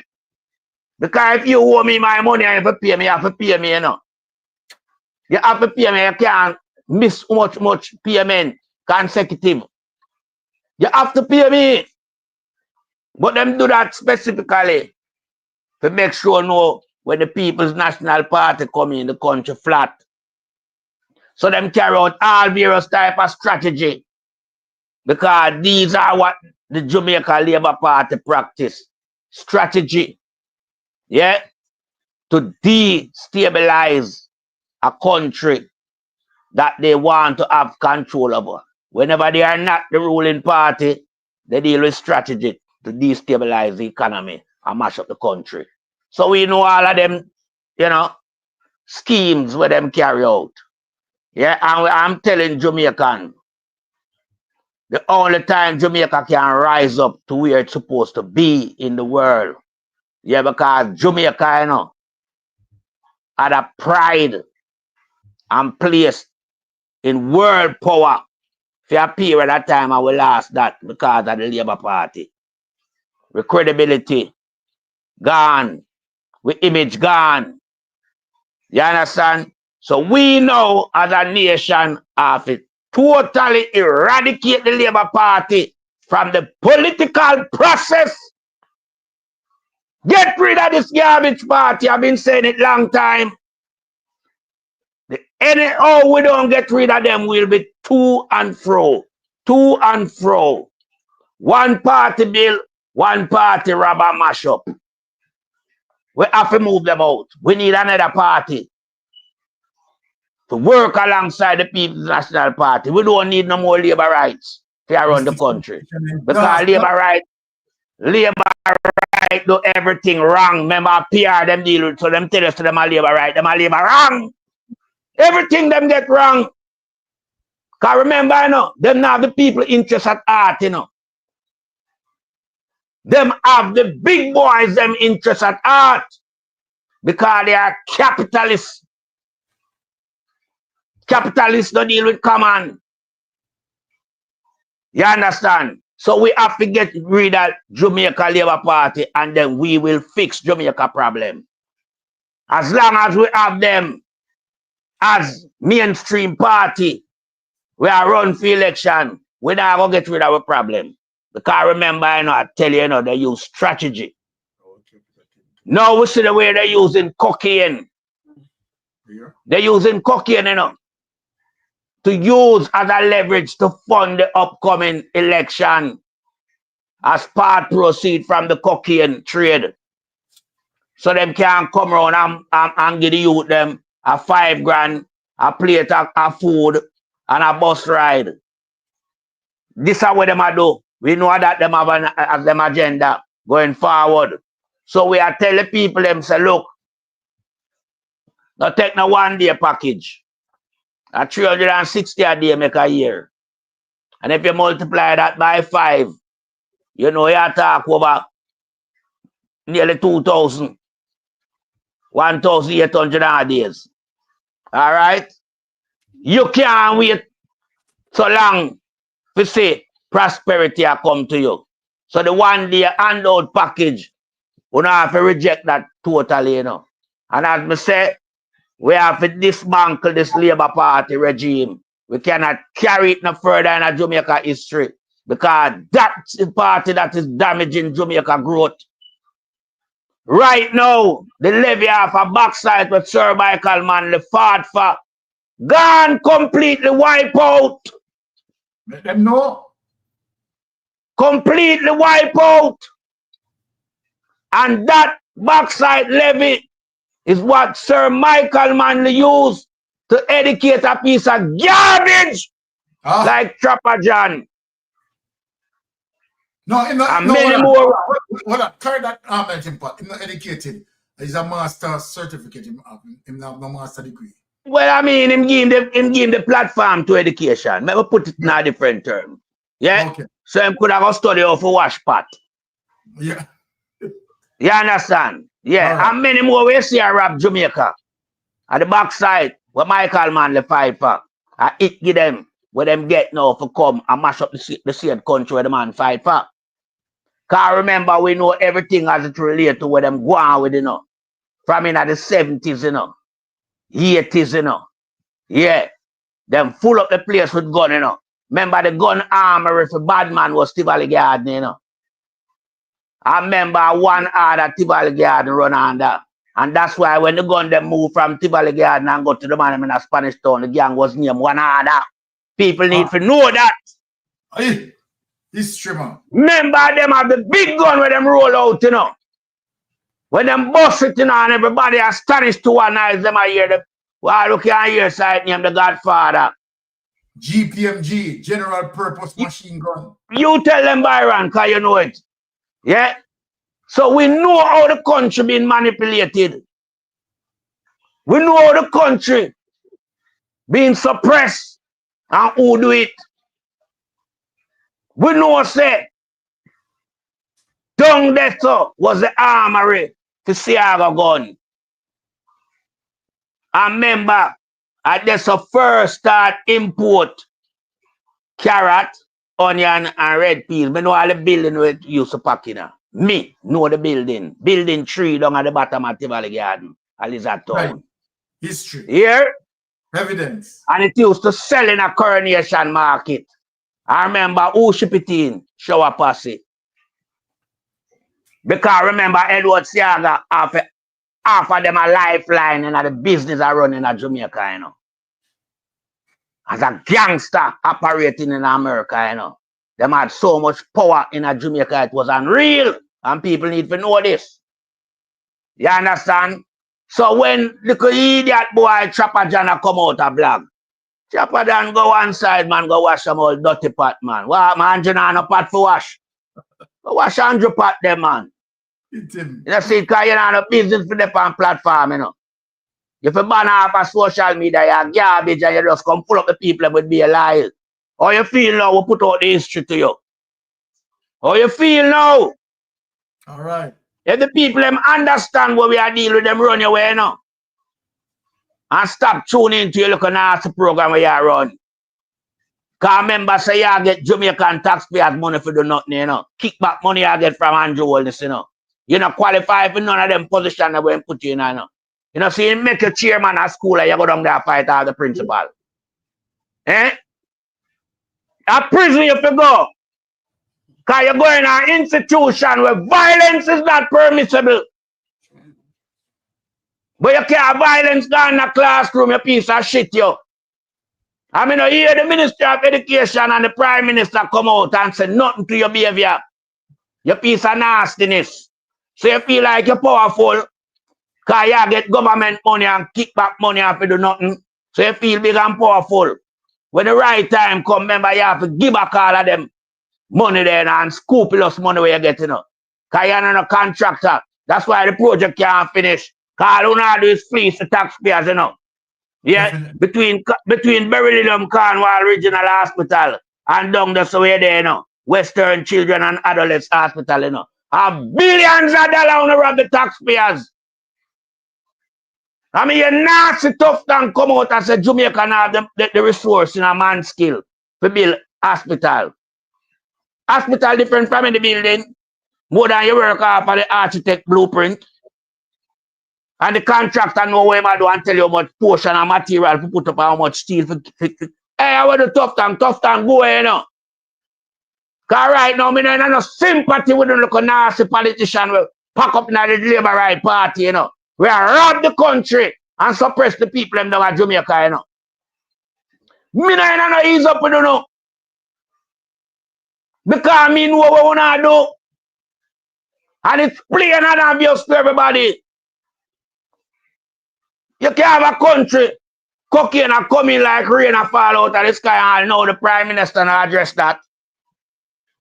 I feel him loot and them big boys them loot, you know, that money there for run the election, you know. Cause them now bolt money again, you know.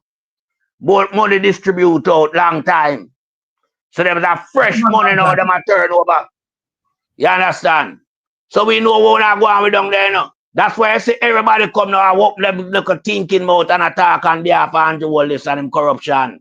I support him, you know, so on nastiness. Oh, no so self-centered, I want to alone want to live and survive. Warm to the masses of the people. We not deal with all who no one supporter like them and nobody, because none of them not get nothing from money, you know. More than a green Ganzi and a green wristband, a plate of food, a couple grand and a bus ride. That's all them get from money, you know. And then after that is said and done, them get locked up and gunshot, you know. Because remember, Andrew Wallace now have no empathy, now have no sympathy for nobody in Jamaica unless you name holiness. Unless you're Adam and Macho. Him they have not much sympathy for Juliet, so they want to put her this up. You understand? So when I run around and I hold on upon this cow with him tail full of shit. When I see so nastiness, man, wake up and smell the coffee. Jamaica need a change. Jamaica need a reset button, and that can only come from Sir Jefferson Mark Golding. You understand? The honorable. And that me I couldn't know. Because them a man way around the country dishonorable, you know. So we can't attribute the word honorable to them, you know. As some criminal we are look upon, you know. Some man we're not supposed to right now that the election, yeah. Me I tell you the worst election anywhere in the world. You can't so much member of parliament where I run for election, but them under investigation from the Integrity Commission for unexplained wealth. But about 8 or 9 or 10 of them are run. Eh? You have man with thief 55 million, but him still say him never gone nowhere. Nasty, dirty, thinking, cruel, rural read. We want to give the people and pick the saltfish. That's why you take for the education money. Because you follow the Bustamante protocol.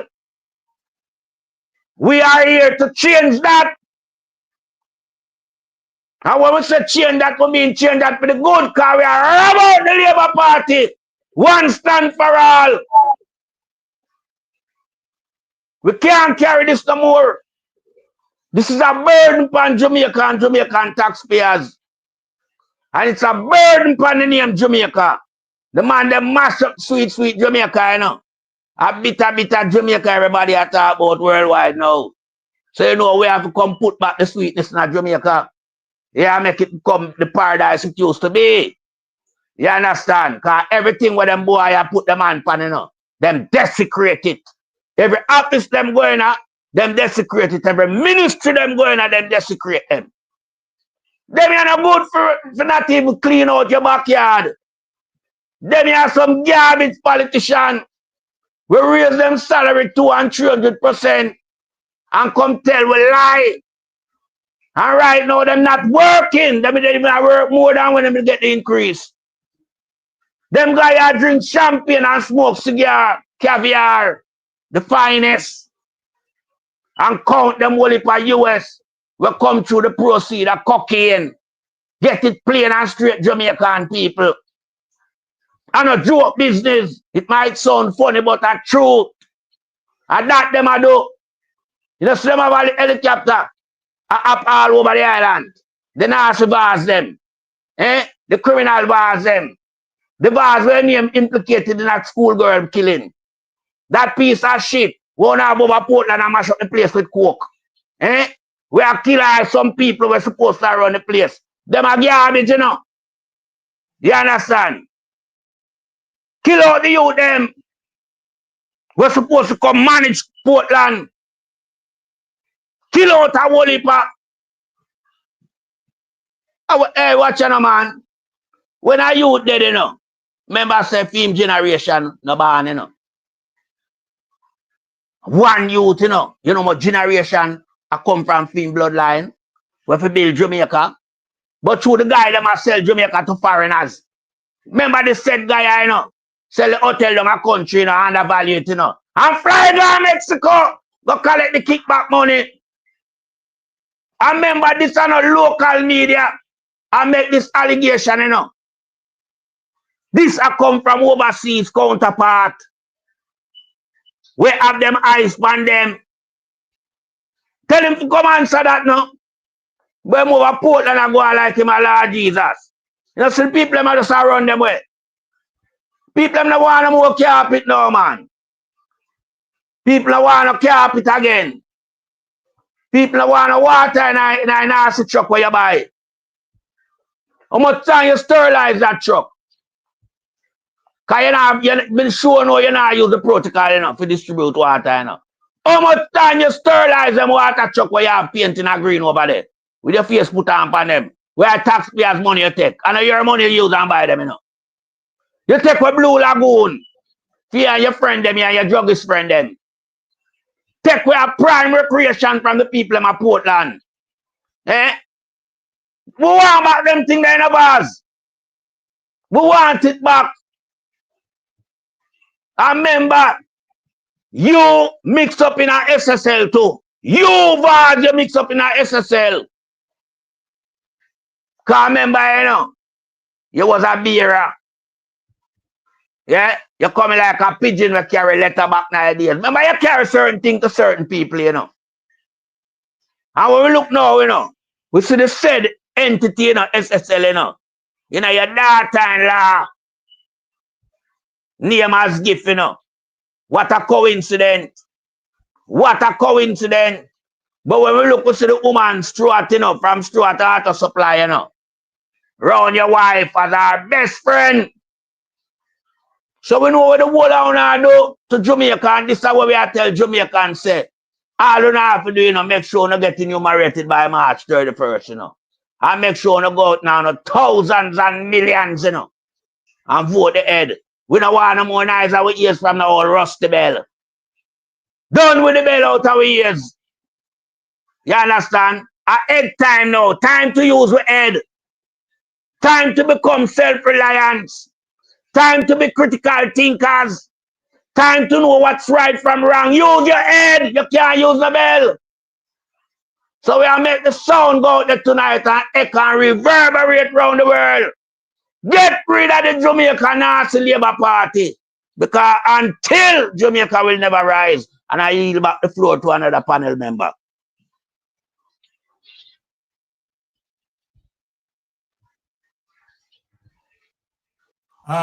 Right away, what a powerful punch coming from Melting Pot with a lot of passion. And apart from passion, a lot of truthfulness coming from Melting Pot. Take it away, Pastor Ricky. No hesitation.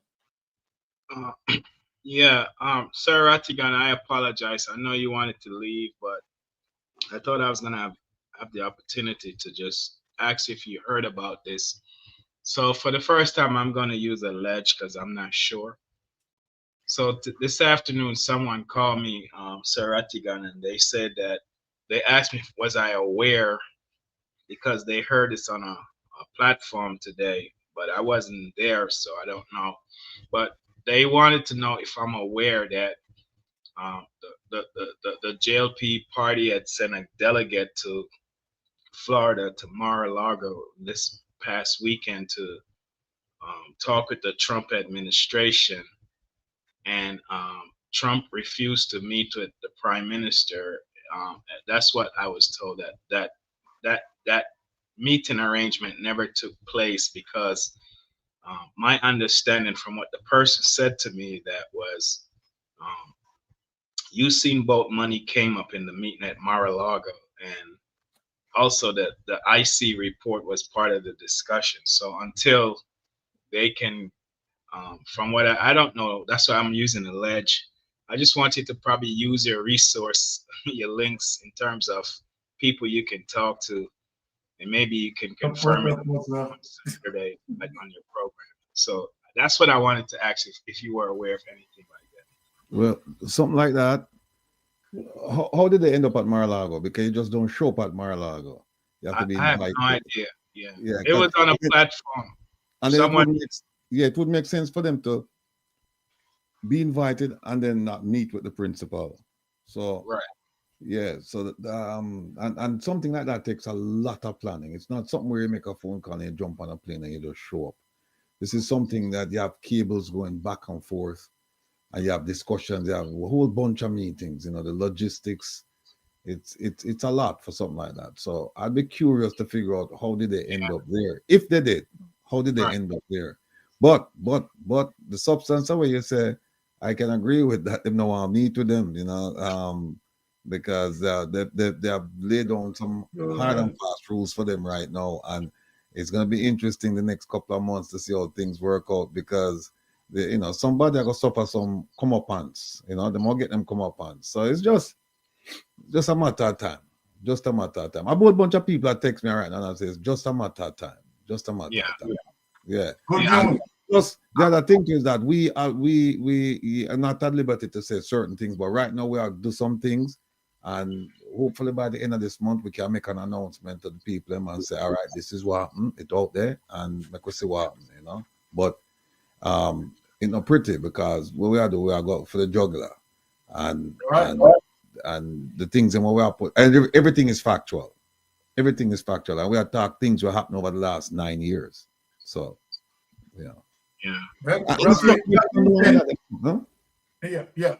You finished, Patty? I will allow you to finish. Yeah, I was saying is not them not here, because like I said, constantly, if I want to know about crime and criminality and everything in Jamaica, I talk to the regional security officer at the embassy. If I want to know what's going on in the medical arena, I talk to the regional medical officer.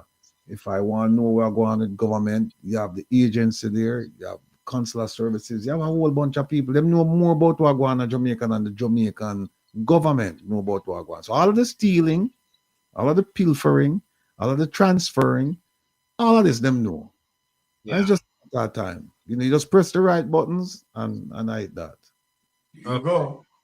Yeah, right.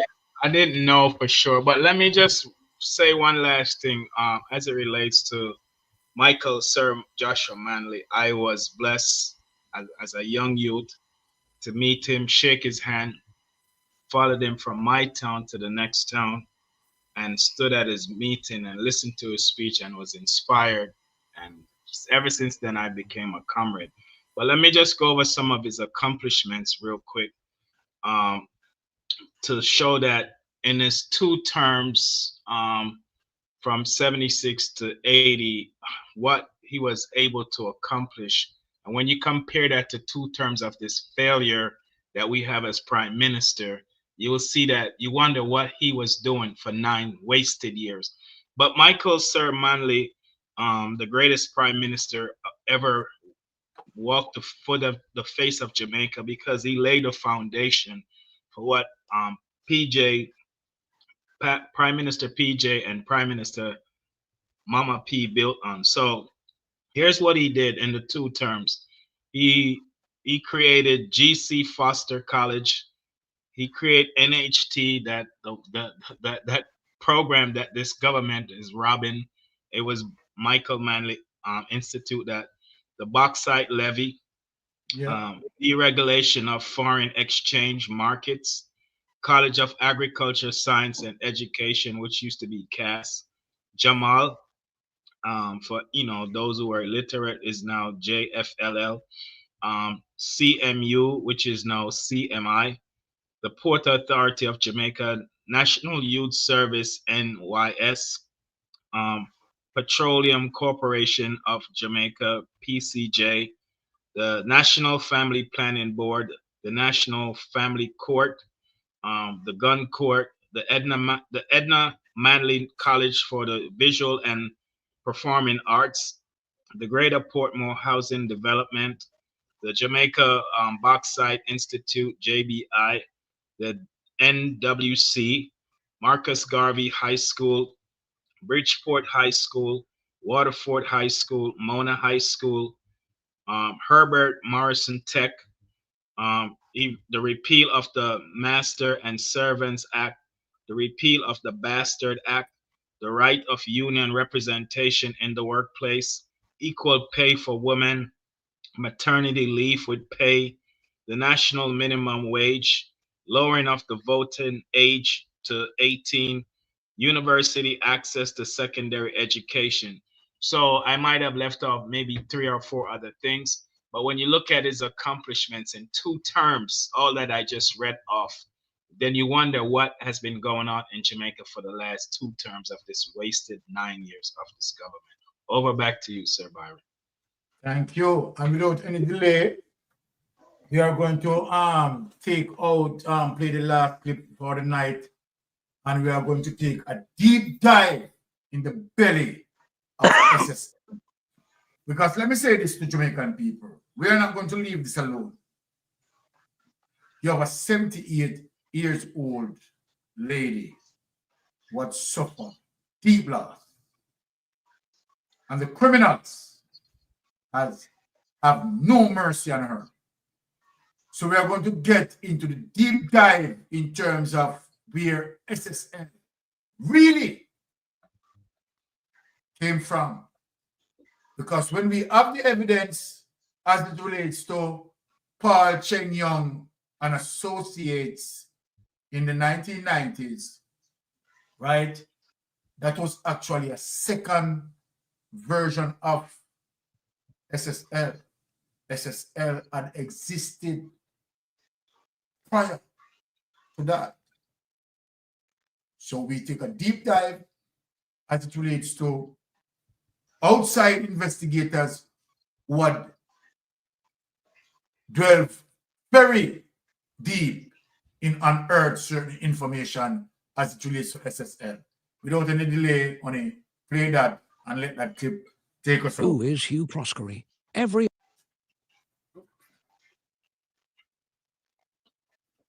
1 second.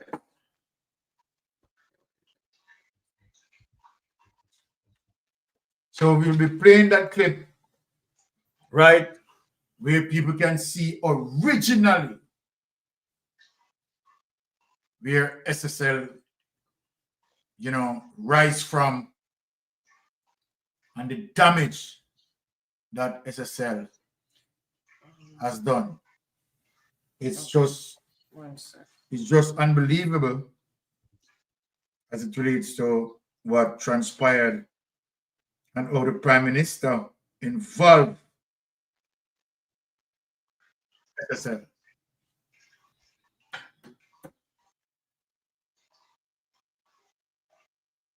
Serious time. The Prime Minister is responsible for this. Not too we about that. Their game is played twice, so the saying goes. Was the same game played by Hugh Croskery in the 1990s Eagle Financial Network, EFN, replayed in 2023? Let's dive in. In the mid-1990s, Jamaica's financial sector experienced a catastrophic collapse, now known as the 1990s meltdown. This financial turmoil was driven by several interrelated factors, including extremely high bank interest rates imposed by the government, unchecked spending by small and medium-sized enterprises, and a sharp increase in bad loans at financial institutions. As a result, numerous financial entities collapsed, leading to widespread economic instability. Among the most prominent casualties was the Eagle Financial Network, EFN, headed by Dr. Paul Chen Young. At its peak, EFN was one of Jamaica's largest financial conglomerates, encompassing Eagle Merchant Bank and Crown Eagle Life Insurance. The rise and fall of Eagle Financial Network. Dr. Paul Chen Young, a respected Jamaican economist and entrepreneur, rose to prominence as the public face of the EFN. He was regarded as the leading figure behind the network, having started his career as the first general manager of the newly created Workers' Bank. Under his leadership, the EFN became Jamaica's first and largest Jamaican-owned financial conglomerate. However, by the mid-1990s, the group faced severe financial difficulties due to rising loan defaults and the harsh economic climate. In March 1996, the Jamaican government intervened, taking control of the EFN, including Eagle Merchant Bank and Crown Eagle Life Insurance, for a nominal fee of $1. The government argued that this move was necessary to prevent a total collapse of the financial system. Following the takeover, legal action was initiated against Dr. Chen Young and other entities associated with the EFN, alleging financial mismanagement and impropriety. This legal battle lasted for years, culminating in a landmark case. Eagle Merchant Bank of Jamaica Ltd. And Crown Eagle Life Insurance Company Limited, v. Paul Chen Young et al. Who is Hugh Croskery's role and business relationship with Dr. Paul Chen Young? A pivotal figure in this saga was Hugh Croskery, who served as the manager of Mount Investments Limited, a company linked to the EFN. During the legal proceedings, Croskery's credibility was questioned as he was described as evasive and inconsistent in his testimony. Despite his managerial role, he claimed to be unaware of a significant loan made by Mount Investments to Domville, nor was he aware of instructions given by Dr. Chen Young to key EFN personnel. His testimony inadvertently supported the argument that Dr. Chen Young maintained control over the EFN. Hugh Croskery's business relationship with Chen Young highlighted the complex financial entanglements within the Eagle Group. Croskery was perceived as playing a supporting role in Chen Young's financial maneuverings. The court found that Dr. Chen Young exercised substantial control over the EFN, as well as over Ajax Investments Limited and Jellapore, despite legal arguments to the contrary. This finding was critical in influencing the court's evaluation of the claims and counterclaims, underscoring the far-reaching consequences of the 1990s financial meltdown in Jamaica.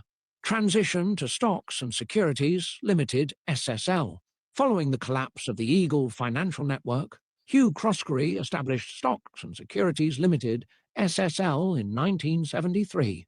Initially named Atlas Publishers Limited, the company was rebranded in 1977 as Paul Chen Young and Company Limited, reflecting its close association with its founder. In 2006, it was renamed Stocks and Securities Limited, marking its transition into one of Jamaica's leading investment firms. Family involvement in SSL. Croskery's son, Mark, had been associated with SSL, serving in leadership roles alongside his father. Under Croskery's leadership, SSL grew into a prominent investment firm known for providing comprehensive brokerage solutions, wealth advisory services, and investment management. However, SSL's success was later marred by scandal. In January 2023, SSL became embroiled in a massive fraud scandal when reports surfaced that approximately USD 12.8 million belonging to Olympic legend Usain Bolt was unaccounted for. Investigations revealed that fraudulent activities within SSL had been ongoing for more than a decade, implicating internal personnel, including former client relationship manager Jean-Ann Panton, who was arrested and charged in February 2023. The SSL scandal and its ripple effects. The SSL fraud scandal rocked Jamaica's financial sector, raising serious questions about regulatory oversight and corporate governance. The Financial Services Commission, FSC, faced criticism for failing to detect the long-running fraud despite previous warnings and red flags. The scandal had significant social and economic ramifications, affecting hundreds of investors and eroding public trust in financial institutions. Usain Bolt, one of SSL's most prominent clients, was among the most affected, losing approximately USD 12.8 million. Bolt's legal team demanded the return of his funds and initiated legal action against SSL. Meanwhile, the investigation revealed that fraudulent transactions were allegedly orchestrated by Jean-Ann Panton, who confessed to misappropriating funds from multiple accounts over several years. Panton claimed she acted alone, but investigators are exploring whether other executives or employees were involved. Croskery's involvement and departure from Jamaica. During the investigation, it was revealed that SSL was founded and managed by Hugh Croskery. However, details about Croskery's involvement in the fraud remain unclear. In December 2023, the Financial Services Commission, FSC, withdrew its claim against him, leading to speculation about his role and knowledge of the fraudulent activities. Shortly after, Croskery reportedly left Jamaica, raising questions about accountability and the possibility of extradition if formal charges are filed. Political connections, the Holness link. The SSL scandal took a political turn when it was revealed that Prime Minister Andrew Holness had received a deposit of over $143,000 American dollars from SSL into a newly opened National Commercial Bank (NCB) account in late 2021. This raised questions about the source and purpose of the funds, particularly against the backdrop of the ongoing SSL fraud investigations. Opposition members demanded transparency, seeking clarity on whether the funds were connected to the misappropriations at SSL. In response, Prime Minister Holness stated that he had liquidated his SSL investments in September 2021 and had not conducted any business with SSL since. He emphasized that neither he nor his family had borrowed from SSL or received any credit facilities from the firm. Holness maintained that the funds were legally acquired and unrelated to the fraud investigation.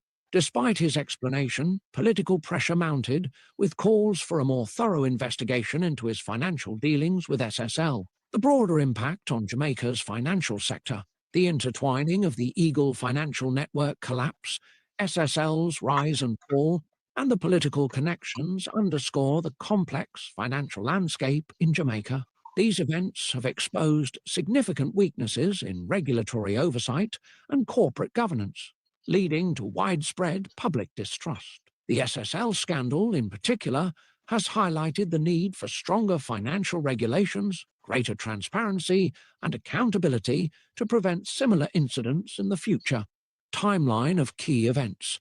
1973, SSL founded as Atlas Publishers Limited. 1977, rebranded as Paul Chen Young and Company Limited. Mid-1990s, financial sector collapse, EFN fails. 1996, Government of Jamaica takes over EFN. 2006, SSL renames Stocks and Securities Limited. 2021 late, USD 143,000 posited from SSL into Holness's NCB account. 2023, January, SSL fraud scandal emerges, Usain Bolt's funds missing. February, Jeannette Calder arrested and charged. 2023, December, FSC withdraws claim against Croskery, he leaves Jamaica. These interconnected events demonstrate the deep-rooted challenges of governance, accountability, and trust within Jamaica's financial institutions. The implications for political, economic, and social stability are profound as the investigations continue to unfold. What are your thoughts on this ever-changing SSL fraud scandal? Why is it that the head of SSL, Hugh Croskery, was allowed to leave the island of Jamaica during the investigation of SSL? We would love to hear what you have to say about this ever-changing financial scandal. Please like, share, and subscribe. So, ladies and gentlemen, that's where we close for tonight. And let us think in terms of when we are going to the poll, right? As the question asks, why the Jamaica Labour Party administration allowed Hugh Croskery to leave Jamaica without even being interrogated? And where Nigel Clark keep on lying to us, and FBI investigating. And finally, why the fraud report, right, has not been revealed, right? Where the fraud report would show us and show Jamaica, right, insight into SSL. What happened to the persons, actually, so fraud investigators who recommended to be charged? None of that is forthcoming, while the DPP sat on the report. The DPP, who claimed to have a task force to be looking into, right, SSL. Did not have a task force, right, as it relates to the original, right, time of the offense, and where evidence that pertaining to SSL should have been protected and preserved. The DPP sat there waiting until, of course, the evidence for relating to SSL being tampered with, right? And so then you see clearly that the DPP is protecting the government. Now the DPP is awaiting, as according to the DPP, right, critical evidence, which of course, that critical evidence may be a part of the evidence that was stolen. That is what the DPP want to project. So then you tell me now, how does it prudent for the DPP after the fact, right, where evidence being tampered with, right, is now having what she call a task force to look at SSL. That is madness, completely madness, and where you can see evidently that the World Corruption Index sink Jamaica 4 place down, right? Speaking of the corruption and speaking of the criminal justice system, who fear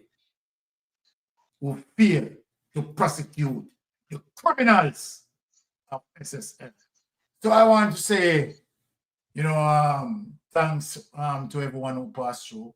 I want to say blessing to the panel, Brother Ratigan, Pastor Ricky, Melting Pot, you know, happy for you guys to pass through, right? And we love it, right? Thank you once again, and bless up all. You understand? We are out, right? All right. Bless up, everyone. Good night, everyone. All right.